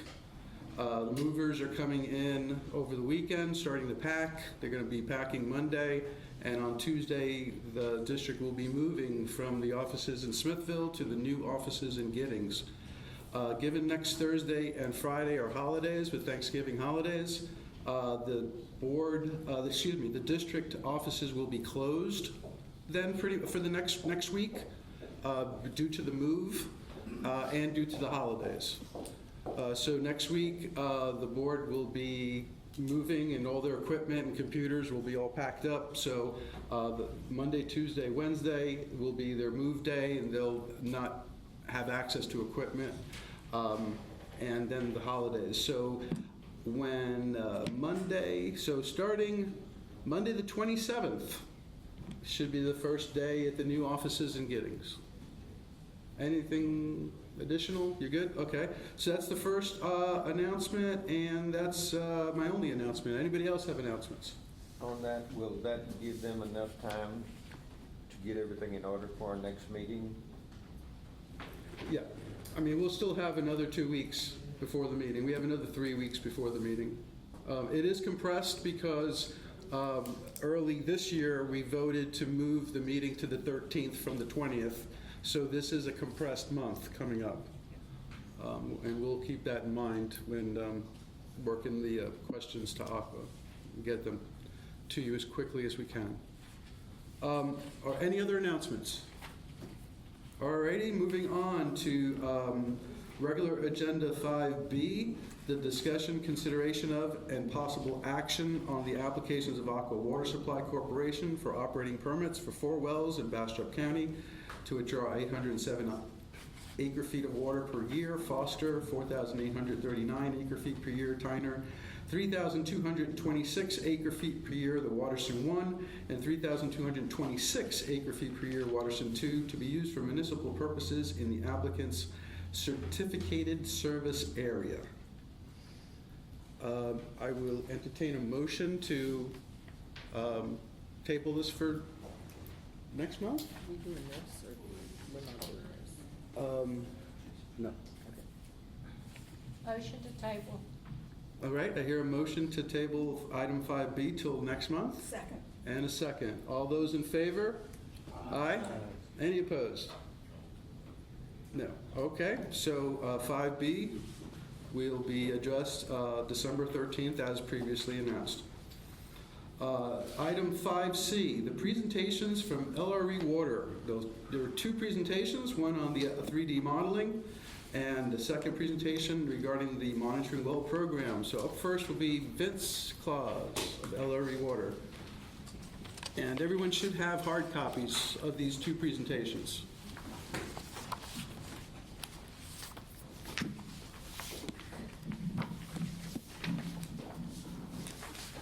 Good evening, Mr. President, members of the board. In front of you, we do have a paper package of the slides. They'll also be over here on behind the shoulders or in front of you, depending on which direction you're looking. I'll try to slowly go through these so everyone's able to follow, depending on which medium you're using here tonight. But if at any point in time I move too fast or things seem a little bit out of order, please do not hesitate to interrupt me and ask me to pause while you reorient yourself throughout this conversation. We're going to be showing you a lot of figures, going through a lot of data, and I want to make sure everyone's able to follow me because we will be going through a little bit of a narrative here, as this is now progress report 3 of 4. We've wrapped up the hydrogeology investigations that we've been performing as they relate to the previous literature that has been out there that we've combed through, as it relates to the geophysical logs that we've gotten our hands on and we've evaluated. And so what we've actually done now at this point in time is we finalize those geophysical log interpretations across the district. That's we have reviewed, we've updated, and we've supplemented those existing interpretations that were part of those pre-existing studies. Part of our literature review, we covered a lot of data. We actually went through and we reevaluated 372 of those data control points that we got our hands on, and made some minor modifications and adjustments as needed, and also supplemented where certain data points were missing. Some of this work was specifically focused on the Simsboro and Hooper formations. We went back in and we added the Calver Bluff, the Carrizo, and all those younger upper formations as well to some of those geophysical logs. And then we actually acquired a lot of new data. We actually went back and we added 183 new data points to the study area here. So that's data that was not previously included from one of these 6 overlapping studies, which we'll get into here in a minute. And so at the end of the day, what we've developed is a hydrogeologic database with 794 control points for the 2-county district, plus that boundary area that we were also looking at and considering as part of our study area, which was a 3-mile buffer around Lee and Bastrop counties there. Now, this does not include the lithology descriptions in those total number counts related to the Colorado River alluvium. That's something we'll get into here in a little bit in terms of what those numbers look like, but we've separated that from this conversation here currently. What is lithology? So the difference between the sands, the clays, and how those then relate to our different formations. So earlier you were asking about the undifferentiated Wilcox Formation. So using that lithology to differentiate between the Calvert Bluff, the Simsboro, and Hoover Formation. Thank you. Very good question. So as I just mentioned, we brought together a lot of data. And what we have on the screen and on page 3 here in your package is kind of what all of that data looks like as it relates to these study areas of these pre-existing studies that were out there within the literature. The one that was recently sprung upon us was the eastern portion of the Sparta Aquifer. This is a study the Texas Water Development Board just released here just 2 months ago. As we were finalizing some of our interpretations, this was hot off the press, and we were able to then integrate that data into the model that we were building here. But what we see is we see a lot of overlap between these studies, and some of these studies were focused on some of those deeper formations. Some of these studies are focused on those shallower formations, such as the Sparta, the Yegua, the Queen City, more so than they were the Carrizo and the Wilcox aquifers down deeper and down dip. And so what we started with was a little bit of a mess, and so that picture you see, the data cables, that's kind of, we had a lot of data running through these reports. We had to reorganize it, repackage it, and make sense of it. And we feel really confident in what we were able to do throughout that process there. We are now on the next page where we're looking at a table with a lot of different numbers on it. What this is it's kind of a before and after of what these different priority areas look like before we got our hands on the data and what they look like after. But the one thing to really focus on is the last column where we're looking at the total increases.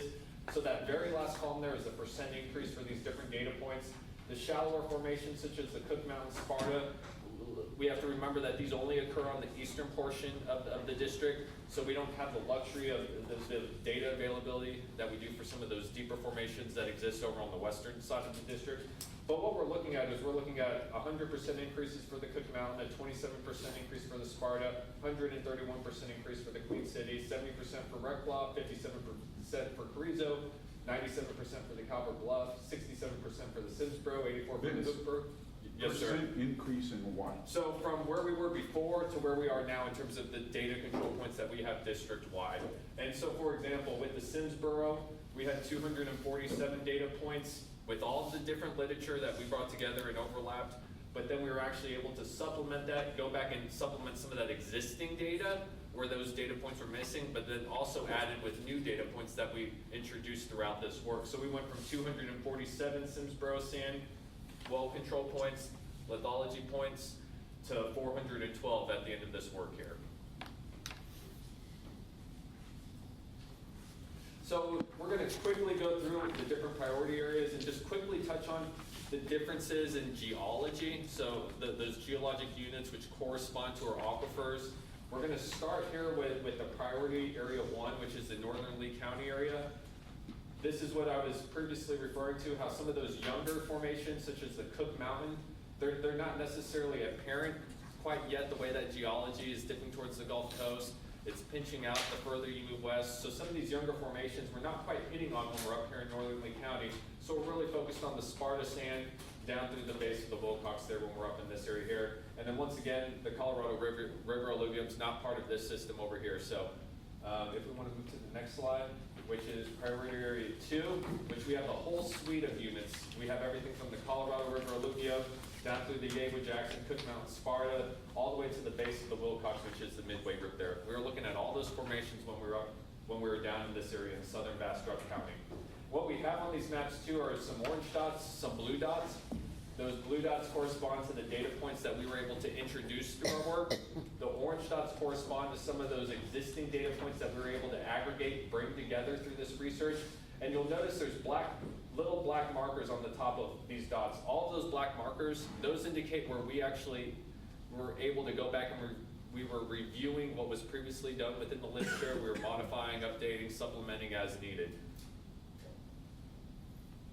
Now we're over in the priority area 3 area here. Now we're just looking at the wedges down through the Wilcox, which includes that Calvert Bluff, Simsboro, Hooper sequence.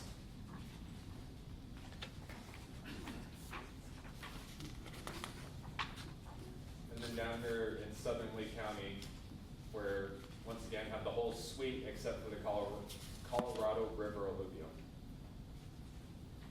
Next slide. So I'm gonna let everyone catch up to me here. We're looking at the whole county area now with the geophysical log over on the right side of the page. So the squiggly lines that we use to determine what geology we're looking at depth. Sit here for a minute while everyone catches up in their packets.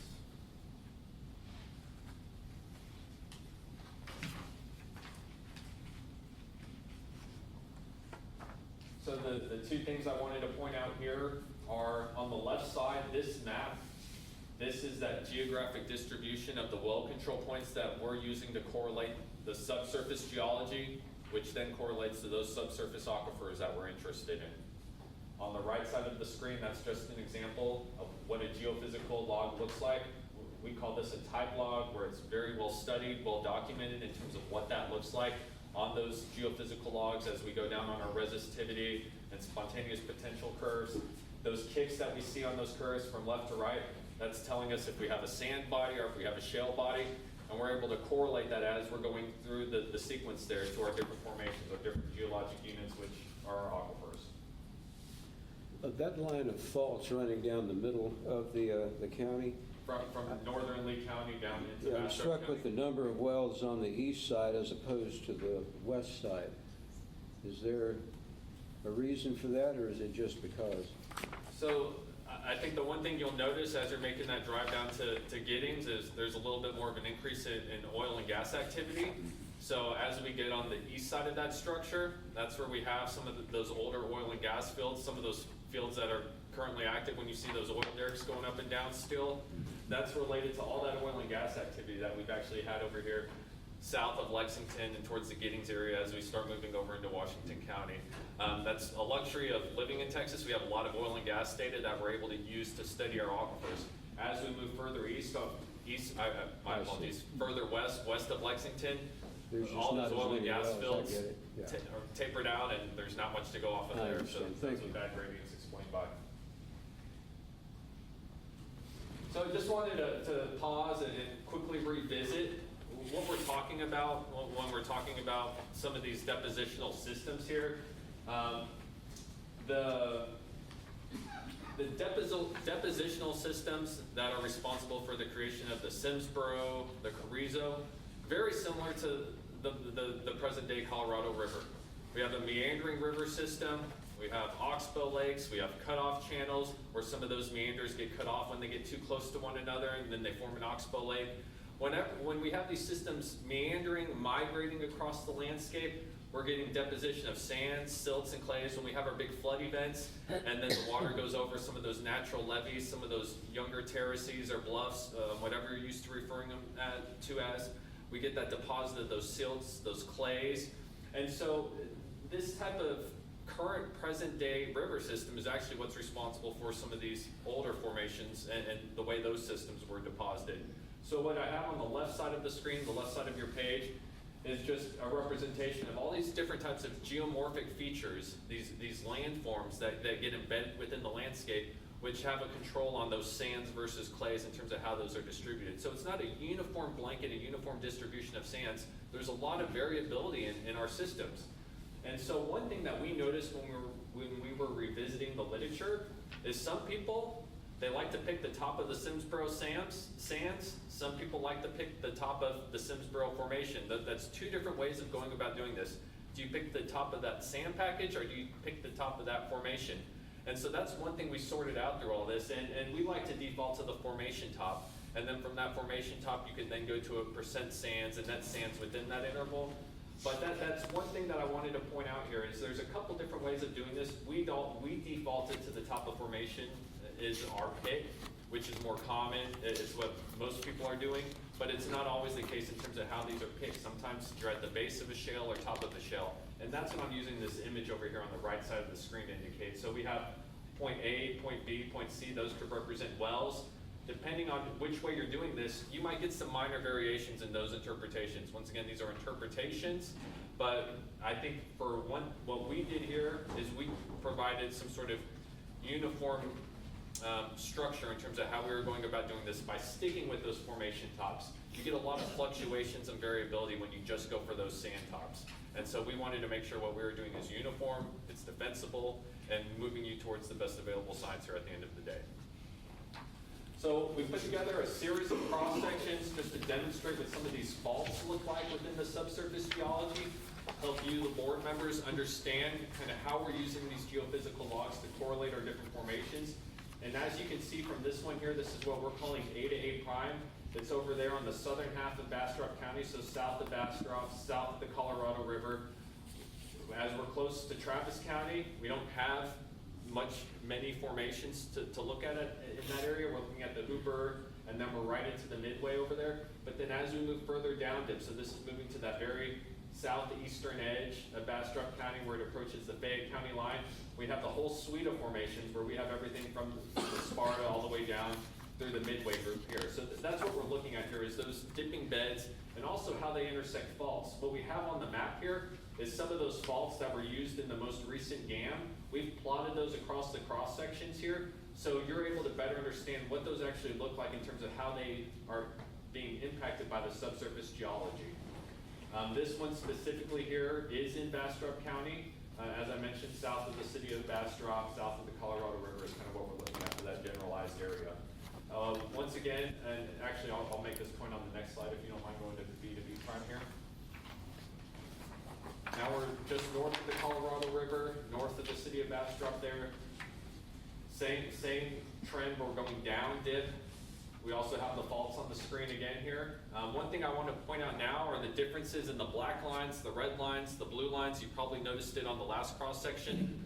The black lines are our interpretations. The red, the blue, the yellow lines, these are interpretations from the various reports that we brought together. What we did is we purposely looked for wells that showed where we were consistent with some of those interpretations, while at the same time inconsistent. So these are somewhat extreme examples in terms of demonstrating that inconsistency in terms of how things were previously picked to where we've repicked things.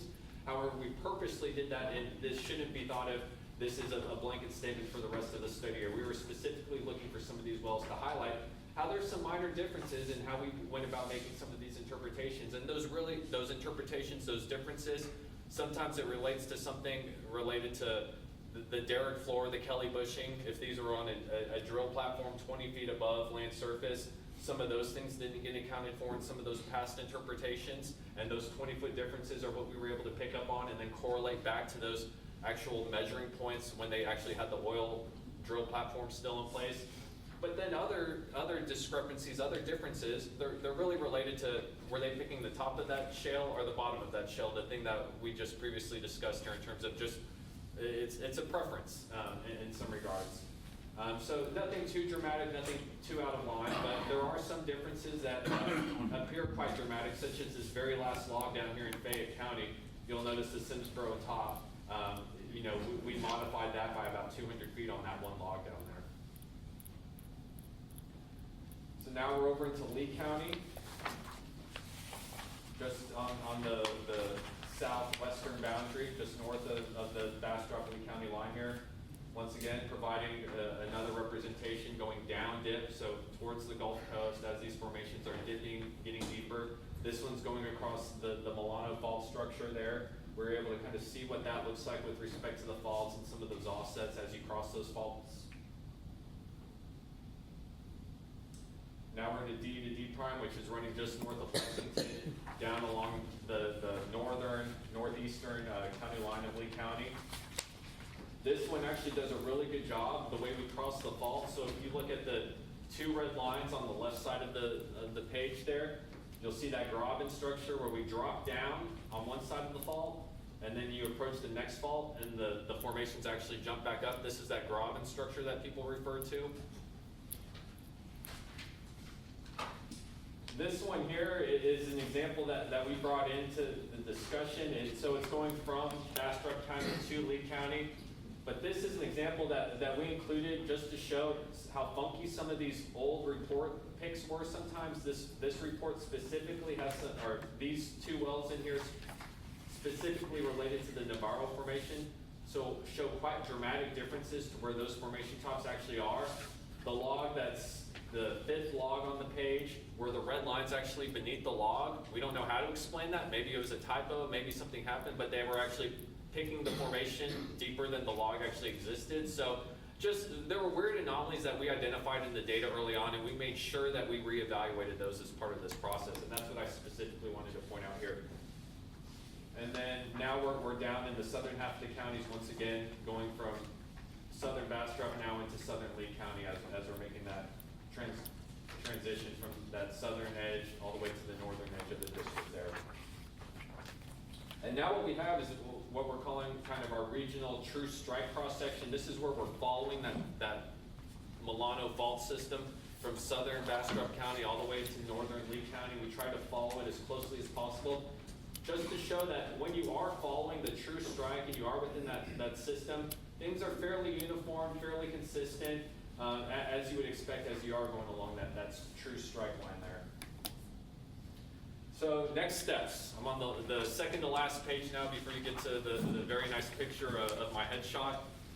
But the next steps in front of us are somewhat challenging. And the main thing that we have is to finalize a hydrogeologic model. What we realized early on in this process, we thought each time we went through a management or a priority zone, we were going to be able to go in and update the model and then just move on to the next. But what we realized throughout this was that we were going back and retracing past reports, trying to understand what they did, that we were just spinning our wheels, wasting time with that type of approach. So we did that this first iteration on the first progress report. That's what we have, is still that first screenshot from that model update. But now we're going to hit that full steam ahead, and we're going to get this thing cranked out here over the next 2 months is our goal, to make sure that we're able to then get Bill and the district the data they need to make the decisions, groundwater management decisions that y'all need to make, allow Bill to use this for potential future model updates that the district may be willing or wanting to undertake there. So throughout that, we're also going to be finalizing some of those supplemental deliverables that go along with the 3D model. That's going back and updating and finalizing a district-wide water chemistry data set that we're then able to integrate into the 3D model workspaces. The hope there, this is dependent on whether or not we have sufficient data. We don't want to put 3 data points in for an entire aquifer and then have to project that out across an entire aquifer system as with that very limited control. So we're going to have to evaluate the data, our aquifers, and see where this may or may not make sense. We're going to do the same thing for water levels, aquifer properties, and then well completion information. That's where we're going to take our screen intervals, our well depths, intersect that with these formations. And so when we are in an area like the undifferentiated Wilcox, we're quite certain if we're in that Calvert Bluff section of the model, the Simsboro, or the deeper Hoopberg. So that's one of the goals and priorities of this work we're doing. And then, of course, the summary report related to the methodology as we went about creating our stratigraphy, the hydrogeologic data set that we're providing you, and then ultimately the 3D model and the work that revolves around that as well here. So be happy to address any questions, concerns, new ideas that the board may have here. Questions? Yes. Someone comes into Bastrop County and wants to drill a well. How does this help them and their well driller? Once it's finished, they can access it at our office or on our website, and how would it help them? There's a couple different ways of disseminating that information. It's going to be up to the district in terms of how y'all want to go about doing that. Some districts have utilized what's called a virtual bore tool. So that's something that's hosted on the district's website, where landowners are able to click on a map and a virtual bore pops up. That's something we LRE, we've created for clients. I believe it's something that half your current service providers created as well. There's something called a Python code that we've written for clients in the past, where Jim on his computer, he opens up what's called a Python shell. He enters coordinates, hits enter, and then up pops a little infographic with well completion, well construction information in terms of a diagram. But what we're ultimately going to get here is we're going to get data that's more accurate than anything that's previously existed for Lee and Bastrop County in terms of that level of precision. So when a well owner comes in and they want to know how deep they have to drill if they want to complete to the base of the Simsboro aquifer, Jim, the district, will have the information to provide that landowner within 5 to 10 minutes of time, and based on the data that we're collecting, we're providing here. So what we've seen in the past with other districts, they'll develop one of these virtual bore tools. A landowner comes in, a well driller comes in, they say, hey, I'm gonna drill a well at these coordinates. They enter those coordinates into a system, they click on a map, and then they have from 300 to 700 feet, that's your target zone. And what we've seen with other districts, such as the Clearwater Underground District, we've gotten pretty close, pretty precise with these estimates, within 10 feet, with some aquifers within 2 or 3 feet. So the level of accuracy is dependent on how close the nearby wells and those data control points are. It depends on a fault and nearby structure. But this is going to give the district a new tool for y'all's groundwater management toolbox that I believe your constituents, your landowners are going to enjoy with time here as well. We currently have a virtual bore tool in our database. The HAF database provides a virtual bore tool. So we will need to work with HAF and LRE to see how to update that tool with this new data. And then they'll be able to, and we need to start developing more tools to help us forecast the potential for impacts to neighboring wells and putting our wells that are in the database in the proper aquifers. Yeah. And the proper screening intervals and all that needs to be updated in our well database. So this data will help to improve our tools. Jim, a lot of the wells on our database, we don't, the aquifer they're in is not identified, is that right? That's correct. That's correct. And so if a well owner wanted to go in and once this is finished, they could probably, This will help us actually be able to automatically make a lot of those assignments. Mm-hmm. Additionally, the policy that y'all currently approved for mitigation requires the district to create drilling standards that wells have to meet in order to be eligible for future mitigation.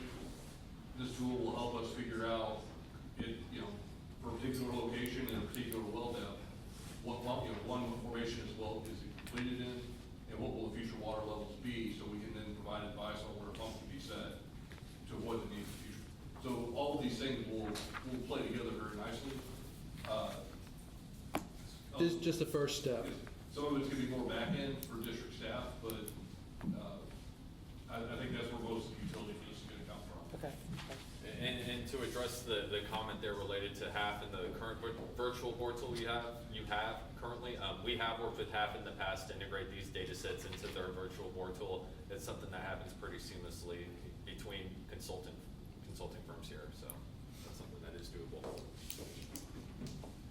So 2 more months to finalize the model So is your goal? that's our goal. Okay. Now, we may have the model finalized, but we may not be ready to present at the January meeting. It's probably going to be the February meeting is what Okay. we're targeting right now.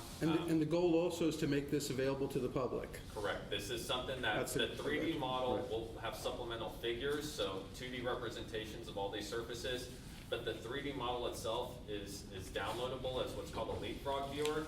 So just like PDF software is freeware that's available through Acrobat or whatever PDF software that's your preferred choice, this is a viewer you download and it allows you to interact with the 3-dimensional model on your personal computer. It's something that we could provide you the instructions, a user tool that you can put on your website and gives the constituents that access as well. I have a question. Yes, sir. Would you please go to priority area 3? Do you mind navigating back to your first term? Let's go back to the figures with the geology and where we're highlighting the well control points in each one of those areas. So let's get area 3. I have a question. Would you like to look at it on this? Look to where you're pointing, yes, sir. Just see. This should be fast. I know it's a blue dot. Yes, sir. What did you do to this well? So the blue dots, these are the dots these are where we actively went out and searched for geophysical logs.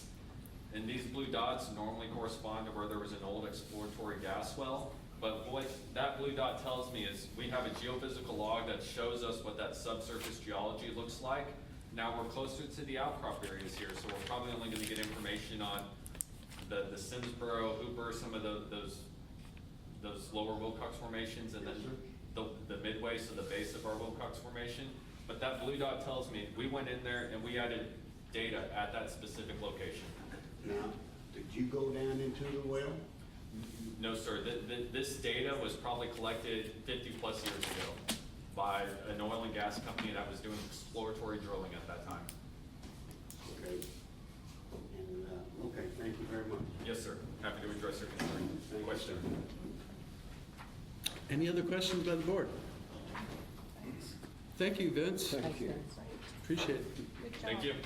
Yeah. Great job. Up next is Mr. Standen with a proposed district monitoring well strategy.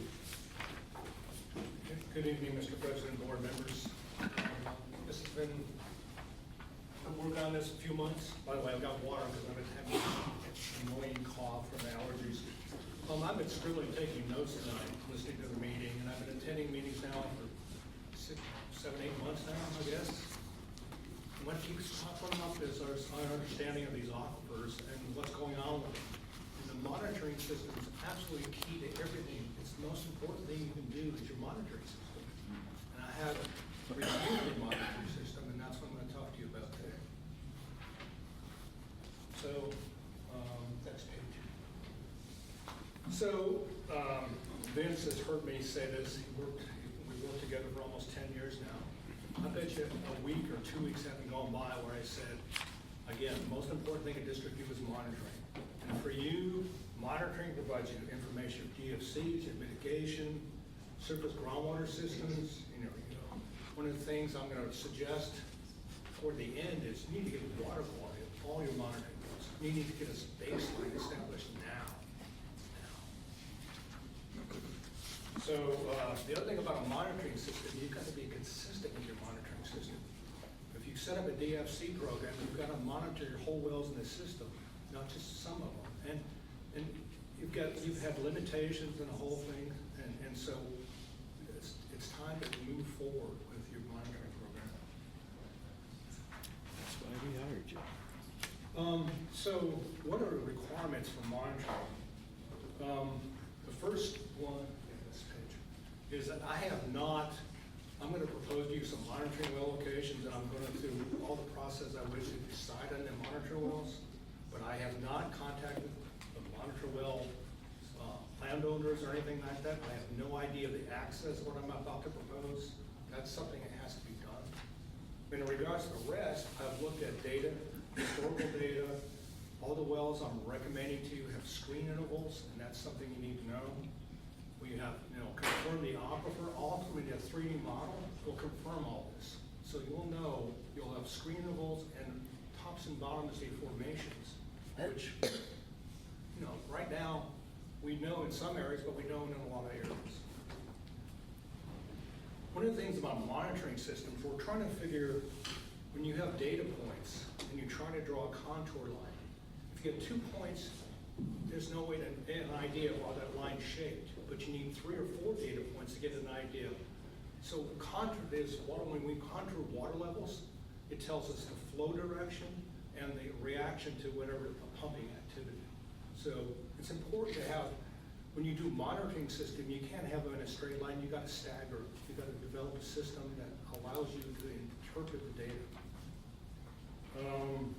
Other monitor things, you need to fully penetrate the well. An ideal monitor well, in other words, let's take the Carrizo. Say the Carrizo is 200 feet thick.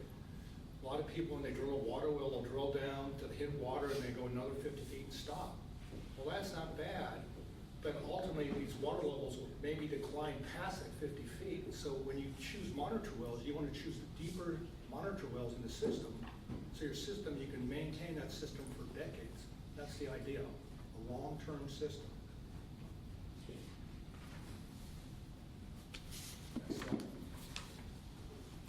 So I'm going to talk a little bit about your existing monitoring system. I've probably, I've been doing this about 25 years now, and I've probably worked with way more than a dozen groundwater districts and designed monitoring programs, probably at least a half dozen of them. And everybody has always got issues. I You could think about Middle Pecos or Bell County or some of the other districts I'm recently working with. They're all starting almost from zero and building. And so both of those counties, as examples, have got really efficient monitoring systems now. And that's the direction I'm trying to take you. So let me explain this. So this is a geology map. It's very similar to what Vince shows. And it's demonstrating your existing monitoring program as of, I think, April or May of this year. Yeah. And so you have 118 wells, and you can see the numbers, and you have question marks, and that's the point. Some of these wells, we're really not sure if they represent that aquifer or not in your existing system, and we're trying to address that. And fortunately, again, we'll have the three-dimensional model to confirm what we have. All the work that Vince has done, is overseen, will support our future monitoring system. So the next figure. So last year, a lot of your monitoring was kind of focused in the northeast corner of Lake County for good reason. You have a lot of water level declines in that area. But you have really concentrated and so there's a lot of time spent there, and that's understandable, but you have too high of a density of monitor wells there. And so for a DFC program, some of those wells, some of the shallower wells of those probably don't need to be included in the future. They can be monitored, but not part of the DFC program. Why? Because it's just, you don't need the data, you got enough, if you have enough density. Go to the next slide. Now I'll answer your question. Go figure through it. Okay, I zoomed in on this area, and the areas, the little brown rectangles are what I'm recommending for the monitoring, the DFC monitoring system. The red are the shallower wells, and they're closer to other deeper wells, and then so they probably don't need to be monitored. You have a lot of control in this area using what I have outlined there in the brown squares. So I really don't need the extra. You better to focus your time on other parts of the counties. Yes, sir. Is that good? Yes, sir. So figure 4. So now this figure 4 illustrates what was monitored in late 2022 and 2023. The yellow outlined areas, what was monitored this year.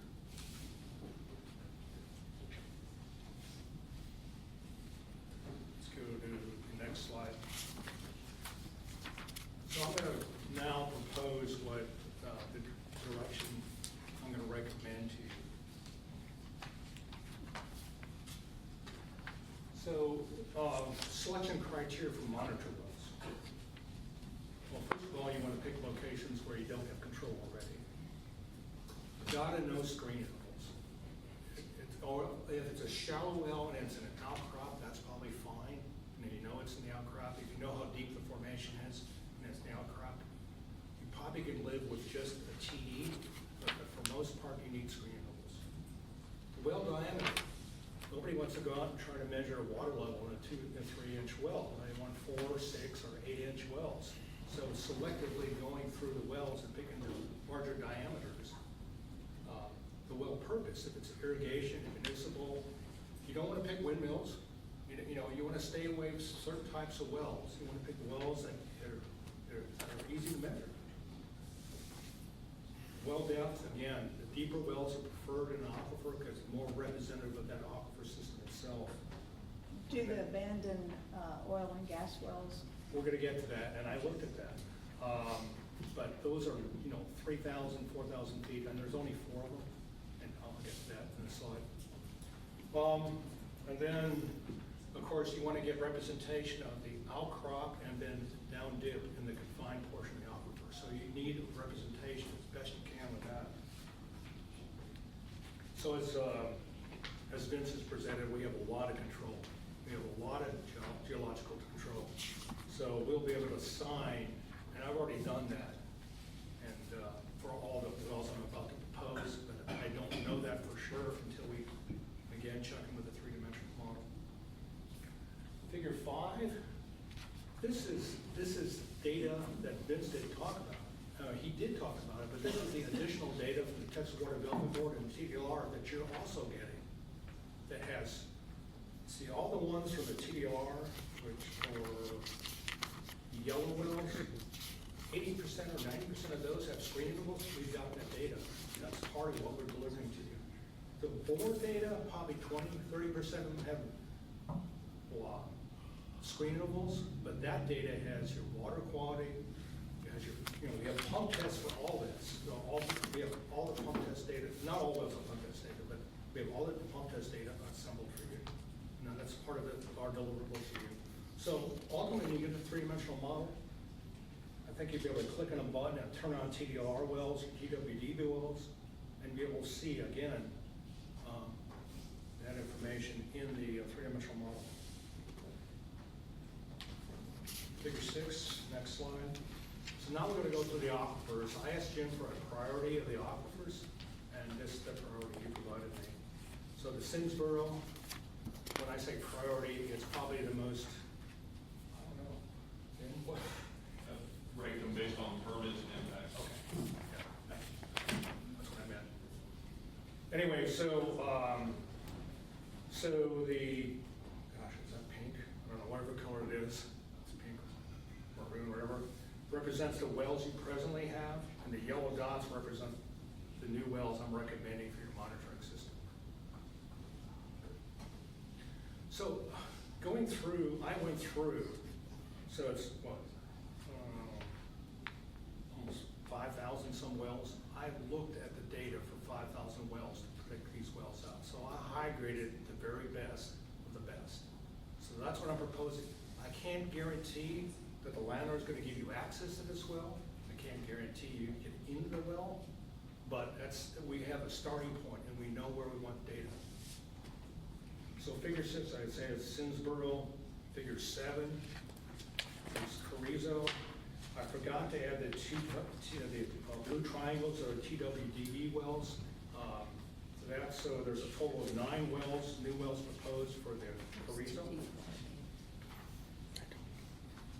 Figure 8 is Calvert Bluff. Again, the yellow dots represent the wells recommended. Yes? What does TDLR stand for? Texas Department of License and Regulations, licensing and regulations. And it's submitted drillers reports. If you go to Texas Water Development Board database, it says submitted drillers reports. And it's all the wells that are drilled since 2001. Okay. In the state of Texas. So now we have, and all that data, which makes everything so much nicer, is available. So you can look at any area, just click on the well and get that data. Figure 9 is for the Queen City. So we've got, I forgot the TWDB wells, so we have a total of 11 new wells recommended for the Queen City. Figure 10 is the Hooper. Oh, so I forgot to mention this. So you're seeing, so you see there's a red outline of the aquifer, and it's got a dash to the south. So as Bill mentioned, there's and everything kind of south of that in Bastrop County is not included in that. That's the undifferentiated Wilcox.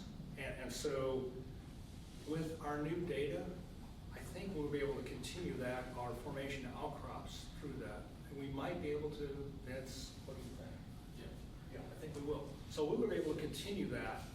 And so we'll have a more thorough interpretation of the geology for the county district. So for the Hooper, we got 6 wells. For the Sparta, I guess I just went crazy. I added 12 new wells, but we don't have to do it anyway. We'll just take a look at it. So figure 12 is the Yawa Jackson, 3. Ultimately, the total, the next page, 13, figure 13 is the summary of all the wells, new wells. The existing wells are in purple squares, and the new wells are in yellow circles. And, oh, there's your banded oil and gas wells. Yes. So I went through the Building Railroad Commission database. I guess it had to be like, I want to say 400 or 500 wells. And so you either have active wells, you have plug and abandoned, you have all these other types, but you have one category where there's abandoned well with fluid in it. And so I'm interpreting that as an open well. So those represent those 4 black squares there. So those are really deep. I mean, we're talking 3,500, 4,000 feet. So probably they're really low priority, but if you ever wanted to really look deep, you could probably plug those off and perforate them and make them into monitor wells, if they're accessible. I don't know. So we're now going to the next page. Some recommendations. Not going to part any water here with these recommendations. So there's a total of 61 monitor wells recommended. 4 from the Texas Water Development Board, 57 from the TDR.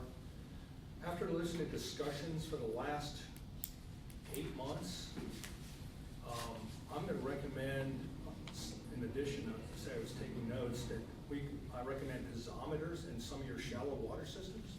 So we can start looking at those, and we've had a number of discussions in the last couple months especially about understanding the shallow water system. And a piezometer, all it is you need to, it's a drill rig that you're going to drill holes 50 or 100 feet deep, and it's just a PVC pipe that's perforated. And it's really simple and relatively inexpensive. And so that may be a way, and I don't have areas for that yet, so I was thinking about it during the presentation today. And so that I might see if you're interested in doing that, and I might come up with some recommendations. So anyway. As I mentioned earlier, I had not checked with landowners. I don't know the landowners' addresses or phone numbers. So I have a name that's in the database, and that's a starting point. I'm going to recommend that you prioritize this for 3 years. After anyway, it's a lot of work to be done, and it's not only do you have to measure water levels and water quality, but we have to go out and in your database, your existing database, you have wells that have TDs but no screen intervals, but they're really good, appear to be good wells, so we need to do the research to find those screen intervals if we can. Or if not, maybe we can drop the camera down or something, but we need to find out. You have existing wells that we need more information about. So I prioritize the selection of monitor wells based on June's prioritization of the aquifers and all. And so the very next page is just throwing out an idea of addressing the Sinsler on Carrizo wells right away and doing that research I just said on your database. And then year 2, maybe doing the Calvert Bluff, the Queen City, Hooper, and then year 3 finishing out. I think I recommend that you measure water levels twice a year, at least twice a year, and in the winter and summer. And then that you get water quality again for all your wells. You need the baseline, because if you get, water level declines, it will probably affect water quality, or could affect water quality. And we need to know where you are now. And then my last thing is, I gave a presentation yesterday in Bell County on rainwater collection. And I did a lot of research. And it's actually economic now. It is comparable to drilling a well. Putting in rainwater, if you're building a new house, you can actually, it's cost effective as a well. And you actually have the control with rainwater. That's a presentation I gave yesterday, and I'm encouraged by it. I have 100% rainwater. I've been there 20 some years. Me too, it's cheaper than the well. It's Mine cheaper is than by yeah. far. You have control. You have control of your water availability. You have control of your water quality. You have firefighting. You have all kinds of stuff. So I mean, I can go into it for a long time. But anyway, I'm asking the board. I would like to present that maybe sometime in the future. Maybe we'll see that. Good idea. So that's my presentation. Observation. Thank you. Any questions? All right, thank you, sir. Next up on the agenda is agenda item 5D, update on the district's groundwater mitigation program advisory group. Mr. Totten. President Hernandez, I just want to call attention to the time. And I know we have several executive sessions planned. But we Yep. also have some time commitments coming up as well. Do you think you can do this in the next, before the bottom of the hour? I know we have an executive session at 8:30. Yes, sir. And that can be moved around a little bit. I just want to make sure we weren't planning on trying to run through all of these. Okay. The exact. Okay, so on the dais with you, you have something that looks very similar to my general manager's report. It's actually a memo drafted up, kind of recounting a meeting that I had with stakeholders regarding the district's mitigation program. What you'll find is it's 2 pages long. The first page contains summaries of the discussion and the points that came out of that meeting. And then there are additional 5 points that have come out of the sort of crash testing that policy that the district approved. Talking with drillers and other landowners that had questions about how the policy would be implemented. We can either run through all those points now, or we can, actually, I'll kind of hit the high points on them.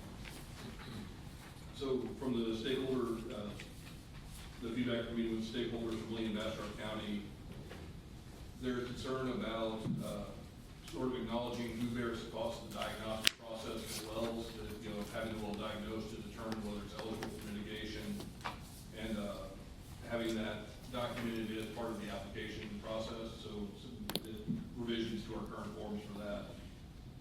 Additionally, they suggested considering rolling in the cost of diagnostic testing for wells into the mitigation process for wells that are eligible for mitigation. There was some concern about the need for flexibility with how the policy lays out how the diagnostic testing goes and the presence of district staff for that. Basically, they're concerned there may be a need to balance the expediency of getting a well back up and running. They could be conflicting with the availability of district staff to conduct those diagnostics and get that mitigation approved.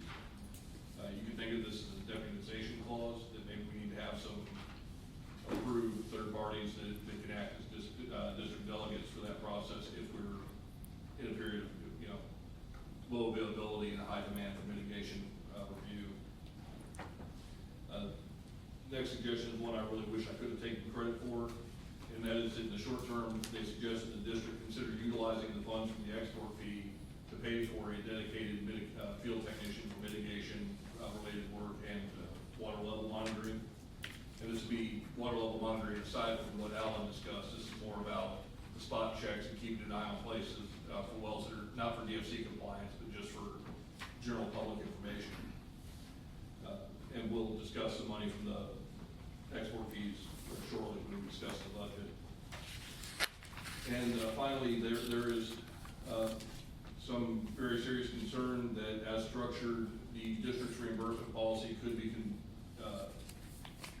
be viewed as income and could have tax ramifications for landowners who receive well mitigation, especially if that mitigation begins to drift north of the $10,000 mark, which would trigger required reporting by banks. And so the meeting with stakeholders suggested the district consider reworking the program to, while the agreements would still be between landowners and well drillers or pump installers, the district could make direct payments at the end of that process to the pump installers or well driller rather than to the landowner and having them pay.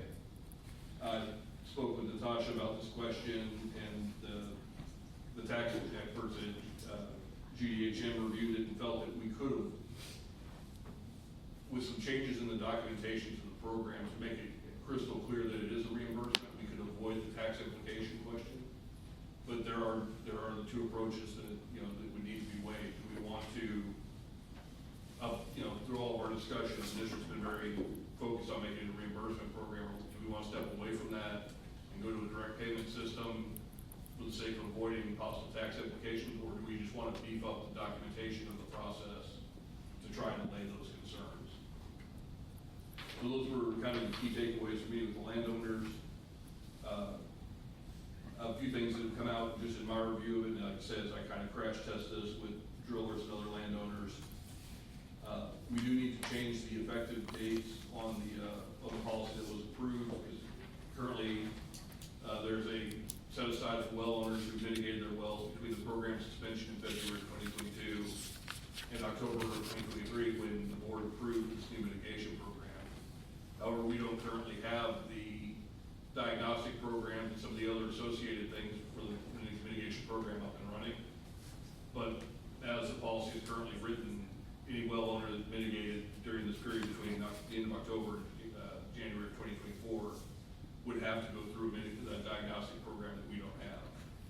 So we need to expand the window to go, instead of October of 2023, we just need to push it to December of 2023 to cover those mitigation activities. By the same note, that same exemption also applies to only two wells in North Lee County that were impacted by Vista Ridge production. I suspect there may be some questions about whether there are other wells. I know there's a county commissioner that lives outside of that area who's had to lower his pump. I've heard from him several times. As the policy currently drafted, the work that he's done on his well would not be covered by this mitigation because it's outside of the area known to be impacted by Vista Ridge. So we may want to consider relaxing that locational standard as well, and just saying any mitigation, within the district in an area that's likely impacted by production would be eligible for for that non-diagnostic approval. And then there are a few other things, just lightly. The diagnostic processes are fairly rigorous, but we've run into cases where you pull a pump out of a well, and for 3 days in a row, you run a camera down, and you can't get a reading on where the screens are at because the water just doesn't clarify. So we need to possibly consider having some flexibility in how the criteria are applied, or at least how we handle mitigations for wells where we don't have perfect data.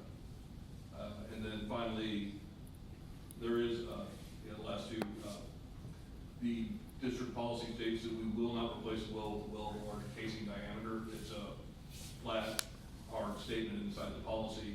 But there are cases where if we're looking at having to replace a well based on the depth the well needs to be drilled at, the size of the pump that it needs to be equipped with, it may make sense to go from, say, a 4-inch casing to a 4.5-inch casing to allow for a slightly larger pump. We may be boxing ourselves into a corner by adamantly saying that under no circumstances can the casing size be increased. I think we can tie it to a minimal increase in cost or some sort of other criteria, the need for the upsized pump, while still maintaining, as the policy states, not going above that 17.5 gallons per minute, 25,000 gallons per day. I think we have some room to work there. And then finally, the last two eligibility criteria, numbers 10 and 11, should probably be temporarily suspended while the district develops the criteria, the design and construction standards for new wells. Because as it stands right now, come January 1st, any well that's drilled that doesn't meet the standards that's drilled after January 1st is not eligible for mitigation unless it meets standards that we aren't going to have ready by January 1st. So I think we need to consider at least temporarily abating those two rules, or those two eligibility standards while we get those construction design standards in place.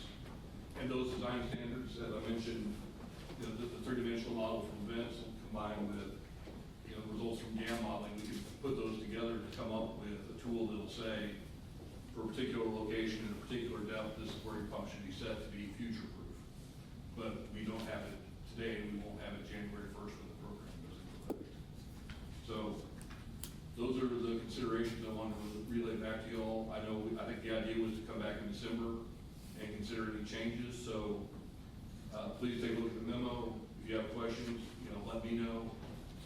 And I'll do my best to reply to those and kind of help get that process going. We can also discuss it with council as we go forward. But that's the feedback I wanted to provide. And with that, I'd be happy to answer questions.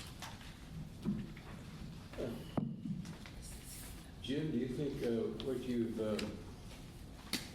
brought to us from the committee is reasonable and applicable and we should do? There are some policy decisions. Some things I think are policy decisions, is direct, whether we go with the reimbursement versus direct payments to drillers. That is a policy decision for you. I think there are advantages and disadvantages on both sides. Do you think we should handle that in committee? Yes. And bring the committee a recommendation to the December meeting so that we can get this done?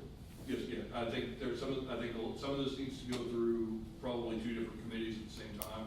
I'd say running it through either governance and finance, because those are kind of the two committees that fall under either that or management and finance. But finance committee definitely needs to take a swing at these questions, and then we also need to probably have one of the rulemaking committees take a look at it as well.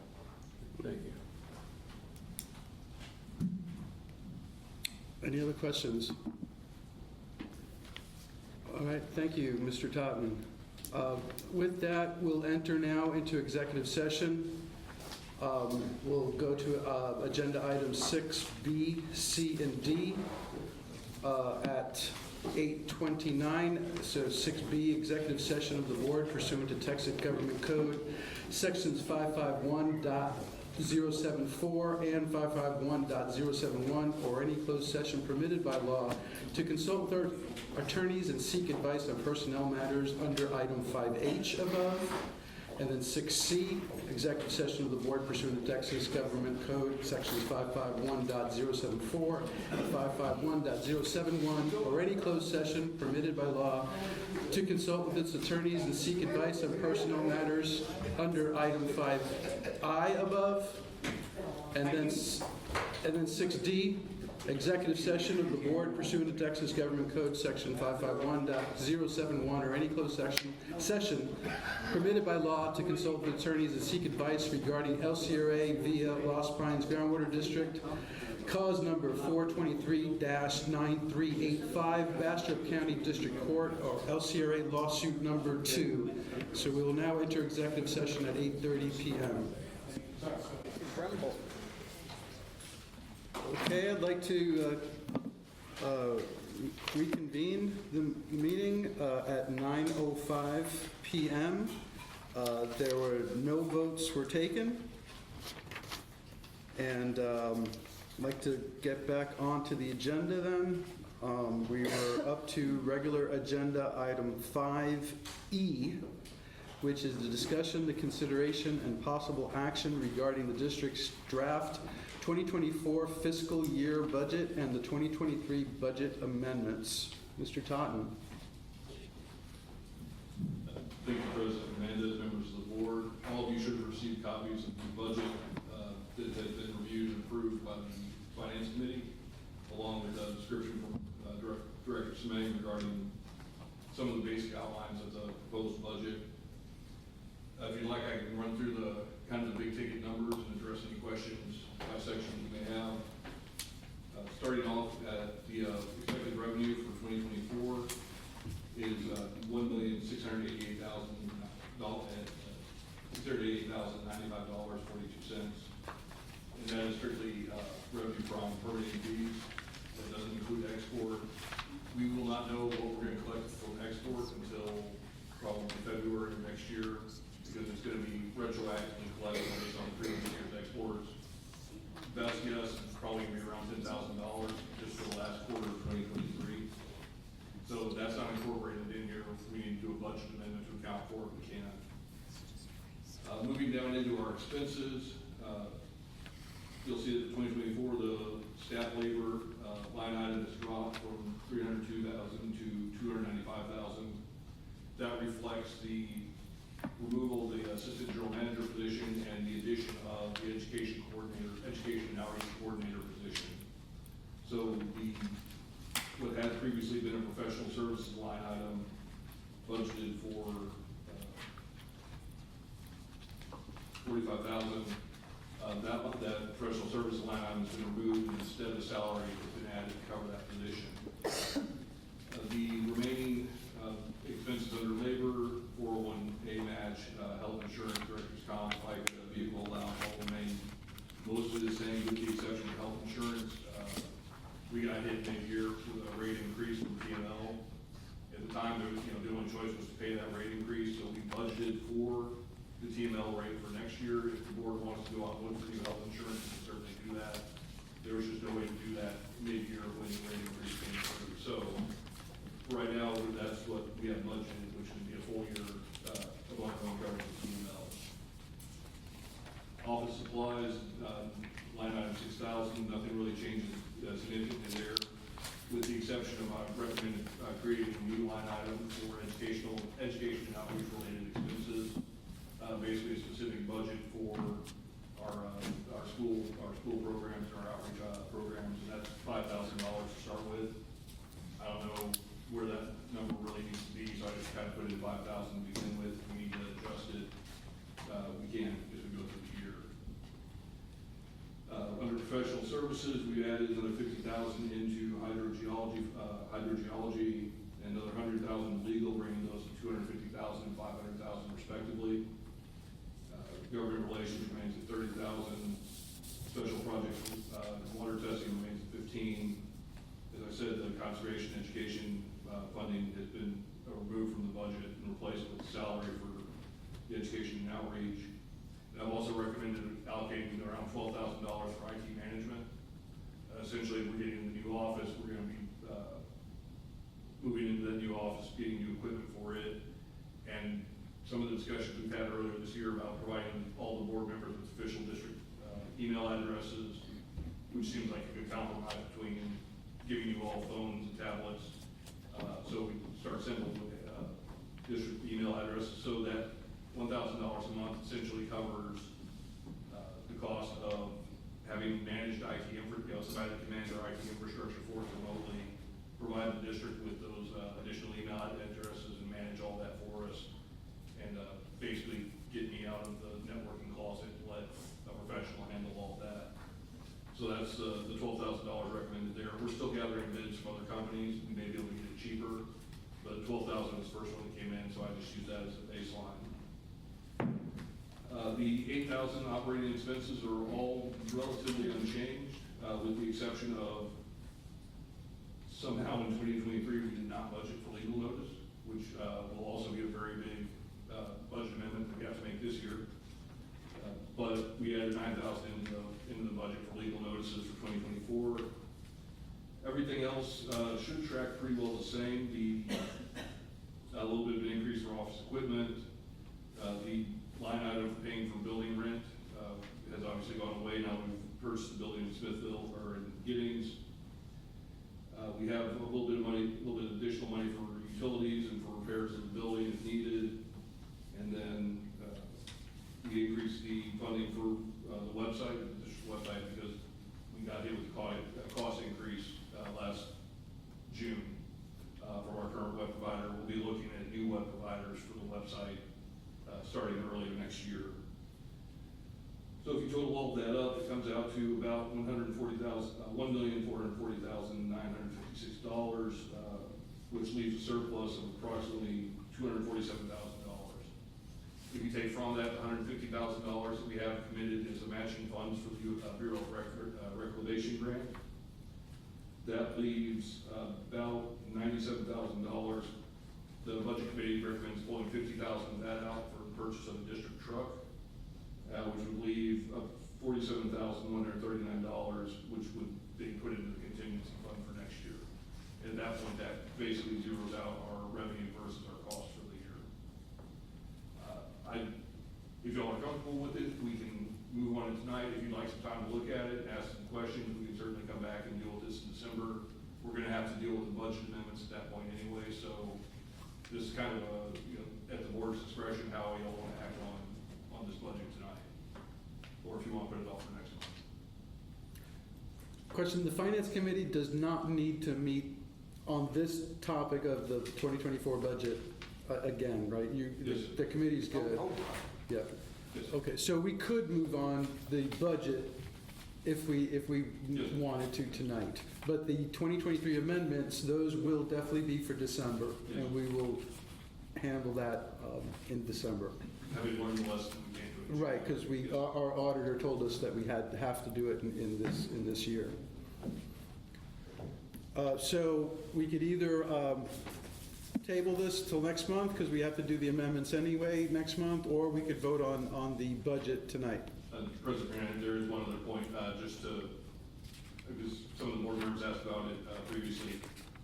This budget covers our operating revenue and our operating expenses.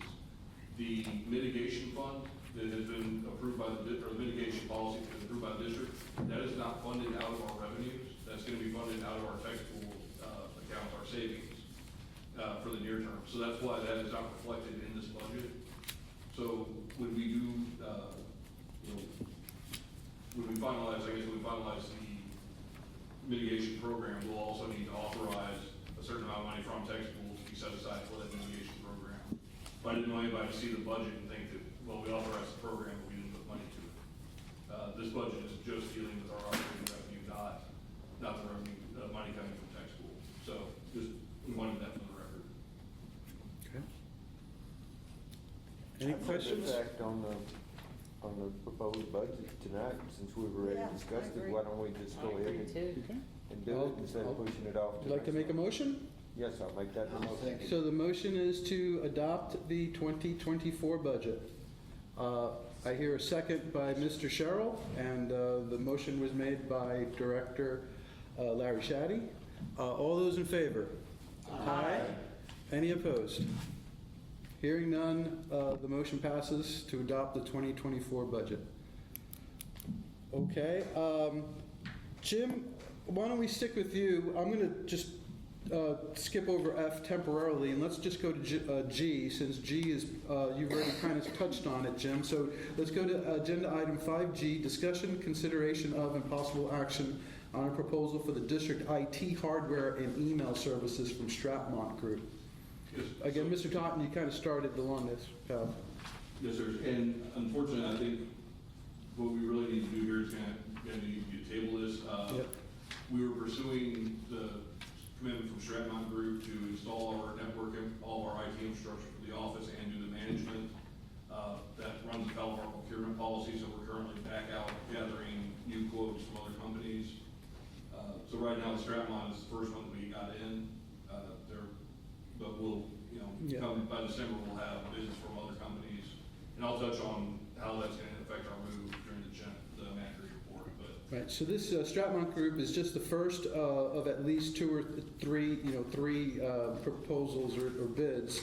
So we'll table this until we get the other bids so that we can compare all three and then make a decision once we have the data from all three. Yes.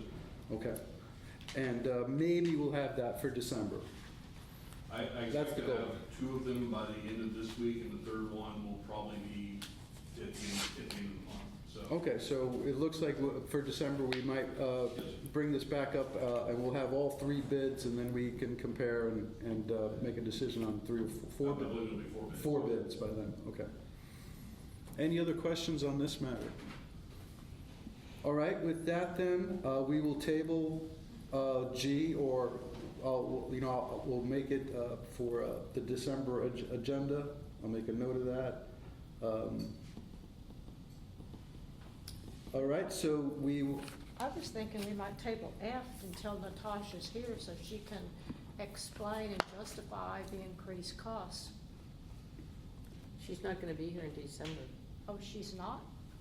I'm not sure. She was. Well, I don't know. She was. She mentioned that at the governance meeting. She was Okay. kind of a little iffy whether she was available on the 13th. But why don't we at least have a discussion on it? Sure. Well, I think Jennifer may not be ready well, for Jennifer, that. I believe you were updated on this. Maybe just say some words. Should I get from the podium? No. You don't have to, but Okay. you Well, I can. can't see everybody, so, okay. Yeah, come on up. Yeah, come on up, so we can look at. At least we can do a discussion. Yeah, That's fine. I was And, just, it's on April. I'd like to hear it from Natasha.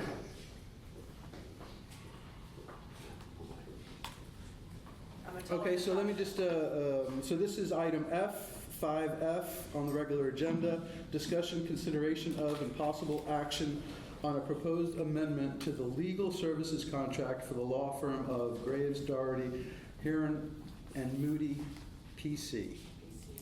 Yes, good evening.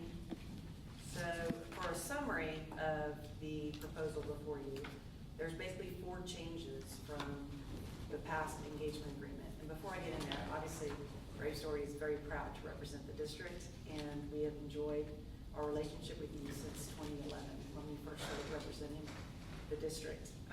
For you, there's basically 4 material changes from the engagement agreement that we had before, and that's around the monthly fixed fee, the rates of the attorneys and the names of the attorneys who are working primarily for the district and on the district's matters, the retention policy, in terms of our duty to retain your documents for certain periods of time, as well as the ability to terminate the relationship, either y'all terminating the relationship with us or us terminating the relationship with you. So looking at the first category, which is the flat fee, we are proposing that the flat fee be increased from $8,000 to $10,000, which reflects a consumer price index levelization. It also allows you to have 4 more attorney fee hours within that increase, from 20 hours to 24 hours. And so it would be a flat fee. Of course, if you read, do you have the engagement? Okay. So there are some carve-outs though, if it's a special project that's not covered by what's traditionally the district business on a month-to-month basis, and that's charged at a different level, and that's outside of the $10,000 flat fee. But that is the recommendation, that we increase that. I think the last increase, it did not go quite as far as the consumer price index, and so we're asking for that to be leveled out. And I asked Natasha this evening if that is kind of what the other districts charge around the area, and it is in cases where they have flat fees. In cases where they don't, you're actually maybe coming out a little bit ahead because it's not an hourly rate. Sometimes y'all have the benefit of, we do more work than the $10,000, and sometimes we have the benefit that we haven't done quite as much work. But it ends up evening out, and that's kind of our recommendation. So that's the first point. On the rates, of course, as you know, people transition out of law firms or transition to law firms, and we have had some lawyers leave the firm and other lawyers join. So the names have been changed to reflect the lawyers that will be working primarily on your matters. And also, Graves already raised some of its rates for its lawyers, and that is included in here to the extent that they are doing work that's outside that flat fee arrangement. On the retention of documents, our old engagement agreement had us required to keep your paper documents for up to 10 years. With the move for a paperless world, we'd like to be able to keep the electronic documents up to a certain period of time, but not paper documents for up to 10 years, both in terms of the storage costs, but also in the hope that we're moving towards more of a green economy and using more electronic back and forth instead of the printing of paper. And so we'd like the ability not to keep the paper around for 10 years, but convert it to electronic documents so it can be saved in a more efficient manner. So you would convert the paper to electronic at sort of... Yes, we do. Sorry, I'm standing on my own paper, so I'm kind of... I mean, you would do that fairly quickly after... Okay. Yes, we have scanners at our law firm, and we try to convert as much as we can in a paperless system. Most of the judicial courts around the state, with the exception of some JP courts, are all electronic now. And so it is a world of keeping everything electronically, and that also, it's a little bit safer than the papers that have a tendency to get lost, or, They get pretty yellow after 10 they years. get yellow, they moist, depending on if they've been stored correctly or not. So, but that's our recommendation, is that we no longer, if we do have the paper format, that we're allowed to not retain those for longer than 10 years. Ma'am? Yes, sir. How do you store electronic without it getting wet? It's a better question for Bill Gates. True. So it's in the cloud. Do what? You scan it in and you save it in the system. No, it's really gonna get wet in those rain clouds. Yes, they will get wet in the rain. It's on a computer. It's on a computer. They store it in a computer. And then they'll email it to us if we need And it. it goes in the cloud. And then it goes in the And then you clouds. can archive. Would it also be hacked? I suspect anything can be hacked. I know we have security systems in place to prevent that. and we keep up with our security systems because of the confidential nature of attorneys' relationships with their clients. Yes, ma'am. It's important to keep those documents safe. Thank you, ma'am. So, and the last thing is the termination of the relationship. We can terminate our relationship with you at any time. You can terminate yours with us at any time. That yet the previous engagement did not afford that ability. It was only one way. And we also have to, I guess, fulfill the procurement. We were just talking about some of the procurement policies with respect to the IT vendors. We are recommending that you have that there be a term limit of 5 years to reconsider the engagement agreement if nobody cancels it within that time period, so that you have opportunities to seek other law firms if you wish, and engage in the procurement policies that are governed, that the district has, that governs the process.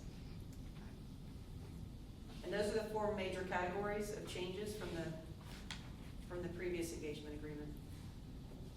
I'm happy to answer any questions the best that I can. Any questions from? So basically, it's just the cost of living is the primary cause for the increase, other than the money part? Correct. Okay, thank you. Any questions? Any other questions? Thank you, ma'am. Thank you. You're so welcome. Thank you. So I guess I have to say I've been working a lot this year with Natasha and her firm, and obviously it's just not Natasha. There's a whole firm behind her. So whenever we need some expertise in taxes or real estate, there's always someone in her firm that can help Natasha out and supplement her and get the right guidance. So it's great that we don't have just one person. It's actually a firm, and it's a group of lawyers that with different expertise to help us out. So I've had good response from GDHM this year, and I am satisfied with my interactions and my work with them. Well, I make a motion to approve the proposed amendment to the legal services contract with the firm. I'll second. Okay, I hear a motion to accept the services contract, the proposed amendment to the legal services contract for the law firm of GDHM. And I hear a second by Director Rogers, and the motion was made by Director Cole. Thank you, Melissa Cole. So all those in favor, say aye. Aye. Any opposed? Hearing none, the motion passes. Okay, so now we are back onto the agenda, item H. So this is the discussion, consideration of, and possible action to hire an outreach coordinator and other part-time positions. So we've had a discussion in executive session. Any further discussion on, or any questions or any discussion on this matter still from anyone? Do we want to authorize our general manager to make an offer? Yeah, we can make a motion on that. Based on our discussion and the financial limits in the executive session? Sure, I'd like to make a motion on that. I so move, yeah. Second. So we have a motion to extend a offer. Is that understanding that he can also, if she accepts the offer, he can hire her? Sure, yeah, that'll be part of it. So the motion will be to extend the offer and, if accepted, to actually hire the outreach candidate. Yeah, because he has all the process in the employee manual. He doesn't need to So talk to that us. is the motion, to extend an offer and to, if accepted, to actually hire. And we have a second. Did I hear a second? A second. So the motion was made by Director Cheryl Smith and seconded by Director Tom Arsufi. All those in favor, say aye. Aye. Any opposed? Hearing none, the motion passes. Next up, I, agenda item I, discussion, consideration, and possible action on the general manager's annual performance evaluation. President Burnett, can we back up one item for just a moment? Okay. I meant to touch on this under the budget. I guess hearing Alan repeatedly hammer on about monitoring, it kind of beat the concept out of my head. But we because the previous item was also considerations of other part-time positions. Yes, it was. And so there had been some discussion at the budget committee about possibly hiring a field technician for monitoring. There was also discussion at the budget committee about possibly adding the annual monitoring to our contract with LRE and having LRE handle the monitoring, all the data gathering, processing, putting it in our database for us, and basically moving that to a corporation outside of the district where we have better preservation of institutional knowledge. It's not just riding around in my head or my head and somebody else's, but we have, in theory, a corporation that can help retain that knowledge for the district. The LRE estimate was initially up to $12,000 per cycle for monitoring. So if we did 3 cycles to monitor, that'd be $36,000, which is still cheaper than a field tech, and it's being done by people that don't require training up front. At most, I'd probably have to ride shotgun with them the first time or two, just to help them find the locations of the wells, and after that, it becomes an entirely hands-off operation for the district. If that's something the board's interested in considering, I'd like to suggest we put that on the December agenda for consideration and possible action to modify the LRE contract to include the district's monitoring operations.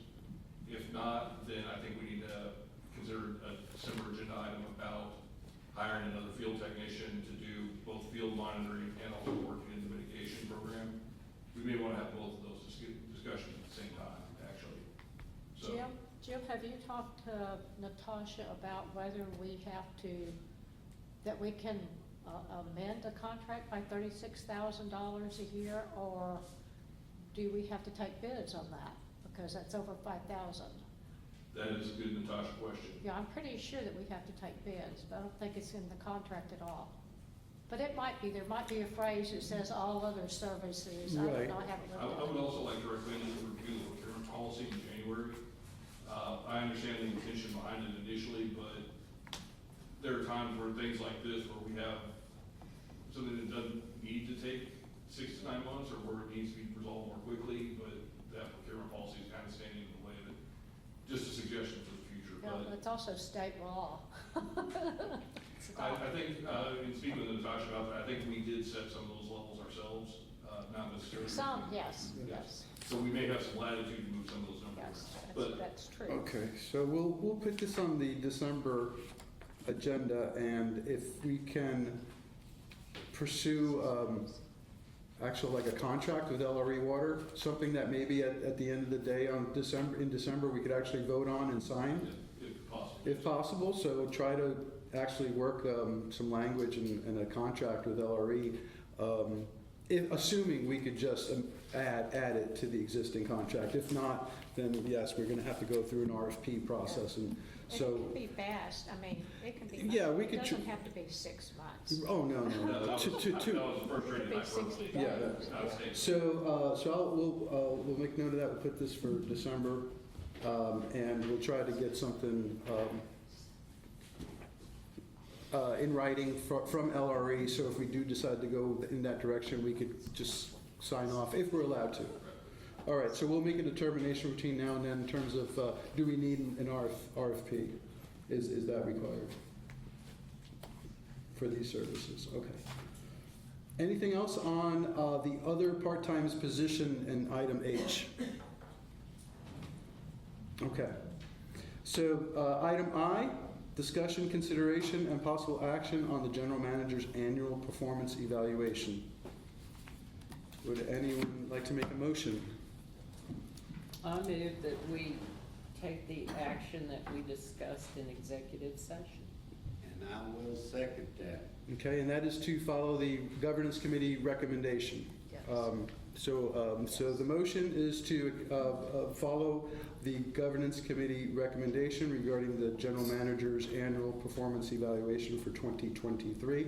I hear a motion was made by Director Rogers and was seconded by Director Sherrill, Mr. Sherrill. So with that, all those in favor say aye. Aye. Any opposed? All right, hearing none, the motion passes. Next up is J, committee reports with possible board discussion. No action will be taken. First up is the Financial Services Committee. I think that's been reported. It's been reported, basically, we discussed it with the budget that we just passed, and we just discussed it regarding the item that Mr. Topman was brought up, so thank you. So next up is the Governance Committee. That's me. So the Governance Committee met at the Giddings office at 9 a.m. on November 1st. In attendance were myself, Kay Rogers, Director Samang, Director Herbert Cook, Natasha Martin was by phone, and the General Manager, Jim Taunton. We discussed the advisory group program that Jim Taunton, the GM, was going to lead 4 well owners, 2 from each county, to advise the board regarding the program. And we heard today as the results, the preliminary results of that input from that advisory group earlier tonight. The committee discussed the office renovations. I already announced that the district will be moving in next week, and that will be closed next week with given Thanksgiving is Thursday and Friday, and the move will be taking place between Monday and Wednesday. So next week the offices will be closed. We discussed the new outreach position, which we just voted on. We had Greg Ellis review the GDHM contract, and that email was forwarded to all the board members. The district, just as what Jim just mentioned, the district will be evaluating options for well monitoring and field tech. There were 3 options that were discussed at the Finance Committee, and we just quickly went over those 3 options just a few minutes ago. Mr. Totten will confirm the plan is to have LRE Water present in December regarding the drought. Dr. Fernandes, we're trying to get his calendar cleared and coordinated so that he can provide a drought presentation to the district in December. Still on track, December is also the rules stakeholder group by Dr. Votler. The plan is to have a readout at the December board meeting, the final readout from that group. And then we reviewed and we compiled the GM evaluations and made the recommendation to the board, which we just voted on. And we discussed and planned for tonight's agenda. So that's it for the Governance Committee. Next up was Infrastructure Committee. Normally we have Herb Cook give an update. He's not here tonight. I know, well, we're about to move in, so everything pretty much is done. We got the certificate of occupancy by the city of Giddings. All the ADA things were done, and we had the ADA inspection.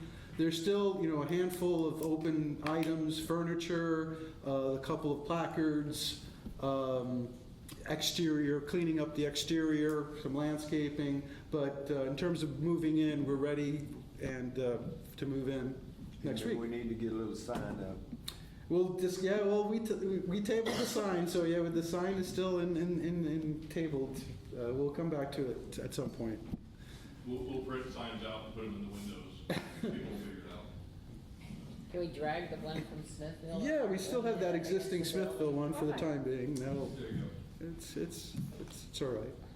Any other discussion then on that infrastructure? I guess not.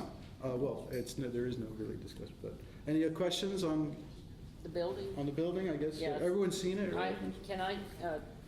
We've talked about when we're gonna have an open house, and I'd just like to suggest that we have an open house before one of our regular meetings, and I'll be on a committee to plan to have just some light snacks. Refreshments. And refreshments, Yeah. and then people we could start the meeting after the open house, and that way our regulars could get treated to some food and get to a little party. check the place. So we'll have like a little congratulations And we could type do that party. in January Maybe or January or February, Yeah.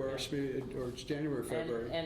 And we're not gonna make Peggy do all of the work. We're gonna have a little committee to work on it. And then there'll be a little light committee gathering for the board after the meeting. That's right.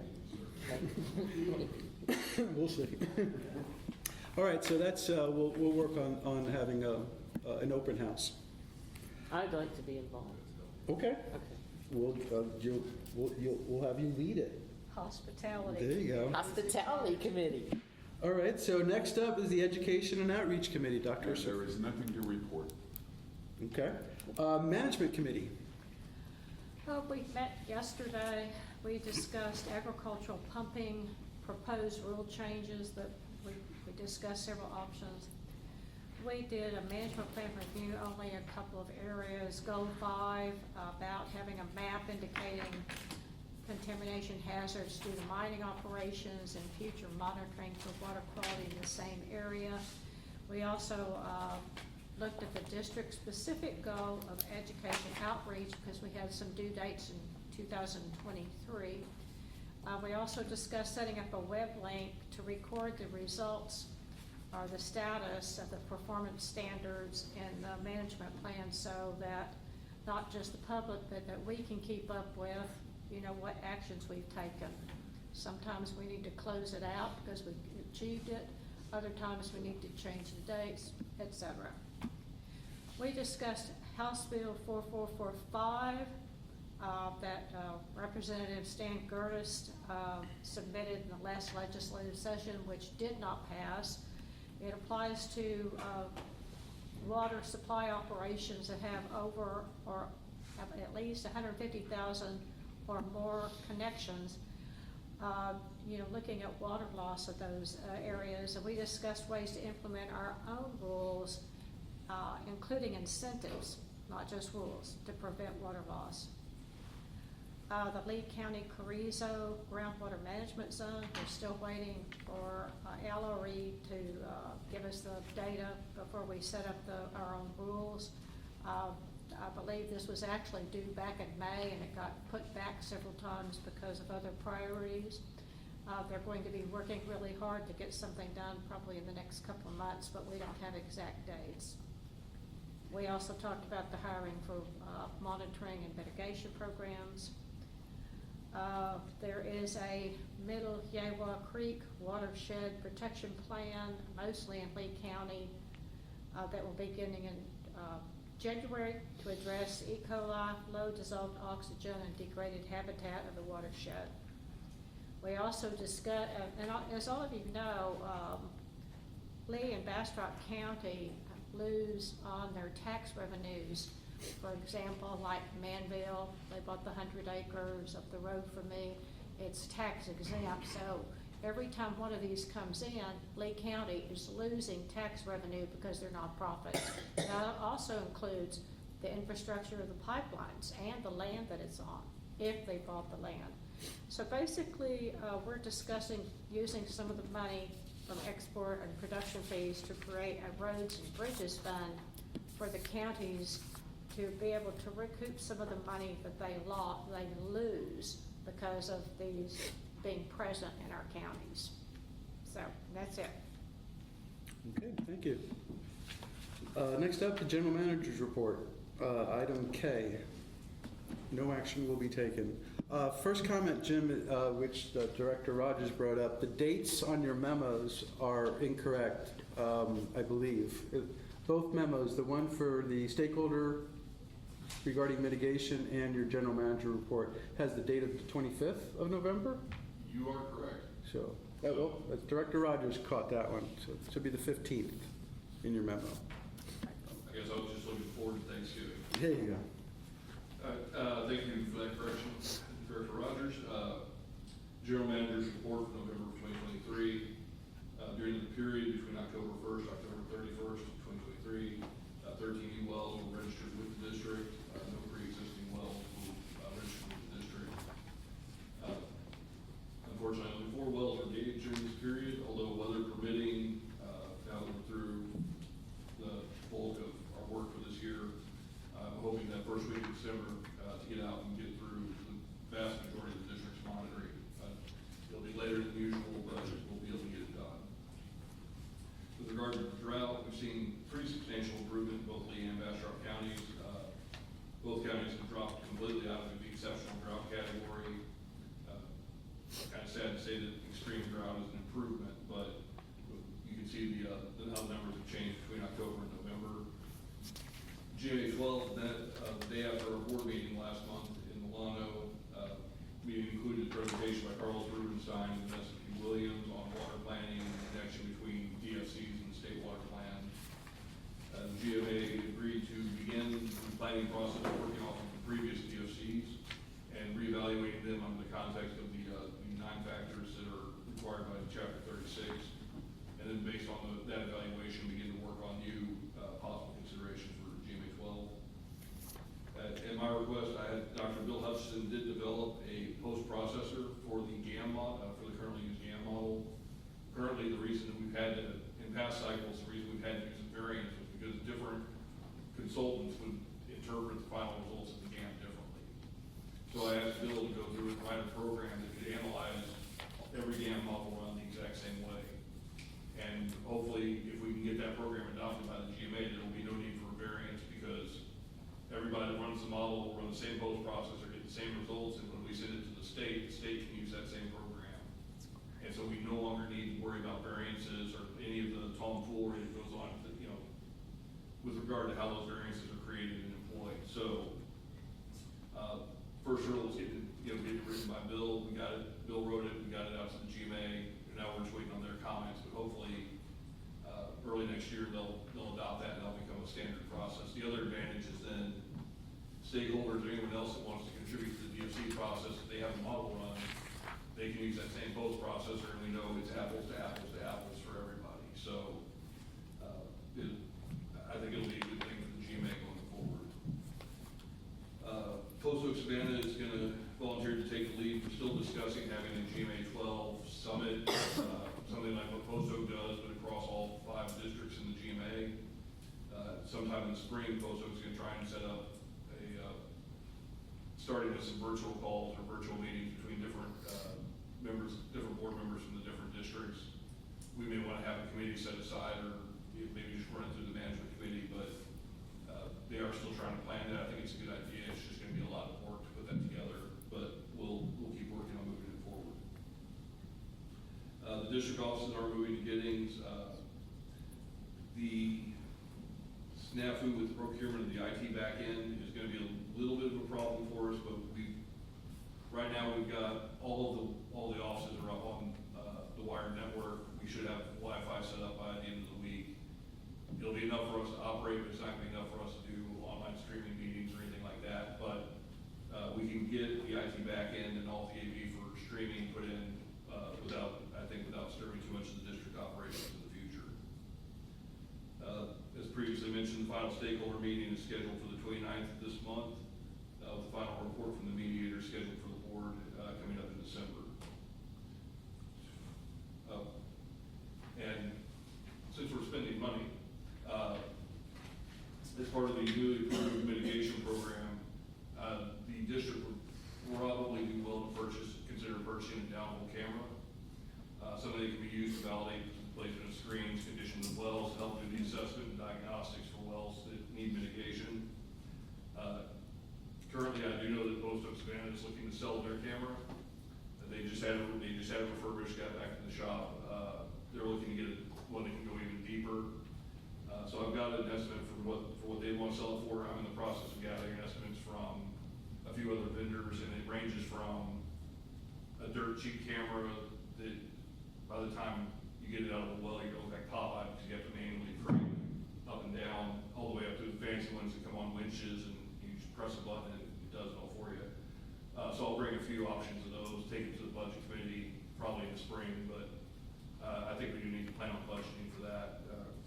We have money in contingency, we have money in different line items, we can cover it, but I think that's a piece of equipment that we need to look at acquiring. Currently,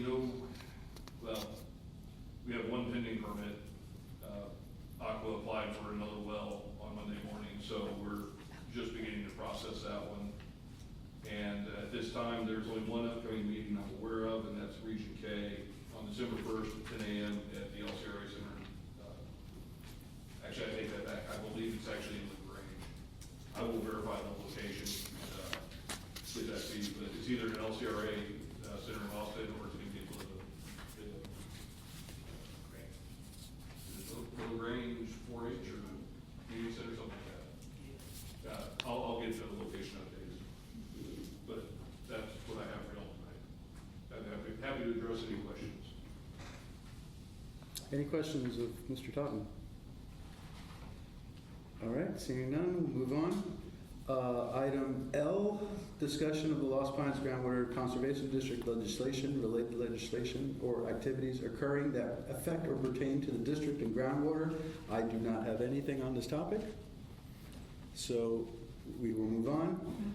M, consideration of future agenda items. Well, we've already discussed about several. I'll list them out. The stakeholder readout. We have a LRE drought talk by Dr. Fernans. We have the 2023 amendments to the 2023 budget, the Aqua continuation of the hearing, district IT services, and the discussion on the field tech. Anything else? So it's already pretty full agenda already for December. And discussion, consideration, possible action. This is N on district board meeting calendar. I do not have anything further in that. I have a question. Okay. Are we gonna have meetings at our building, and how are you gonna determine when or if? Meetings at our building? Yes, that is the plan. Once we get the audio video equipment installed, that is when we plan to start those meetings. So hopefully January, February. Soon, Kate, soon. Yeah, but that is the plan, is to start holding these meetings at our facility, in our new offices. Jim, how many people is the fire marshal going to allow in that meeting room? We haven't gotten the fire marshal to inspect that yet, because we have no furniture there, so it's kind of hard for him to evaluate that. I mean, what is it, about half the size of this room? If I had to guess, it's probably maybe 30 to 40. I'd guess Being 30 to generous. 40, absolutely. But just like most to expand, and when we begin to put the meetings online, the in-person attendance tends to, from other districts, that say the attendance tends to drop. If you have the option to stay at home and watch a meeting in your PJs, wouldn't you? So. Yeah. Are we Just, gonna have that option? Data point, just as a data point, the Giddings facility at their council that we meet at, that is 78, that occupancy is 78 people. And it's tiny. And that's a pretty Oh my small, yep. That Depends is on yeah. if you have what kind of. So, yeah, it depends on the seating Yeah. arrangement stuff, but if you take a look at the occupancy on the outside of that facility, it's 78. Yeah. So we'll see, but If it's just we don't have it yet. style, We don't have Where it. we've been meeting? We have- Yeah, where we've been meeting in Giddings. We have Yep. toilet paper though, and soap. Yeah. I can't even. Yeah, so, just as a data point, but obviously, we need the fire marshal still to evaluate our facility. Anything else on that? Okay, set that date and location of next meeting, that's item O on the agenda. The next meeting is December 13th at 6 p.m. in Giddings at the normal place where we normally meet, which is the city council, I believe, chambers. All right, so with that, we will adjourn at 9:50 p.m. Thank you.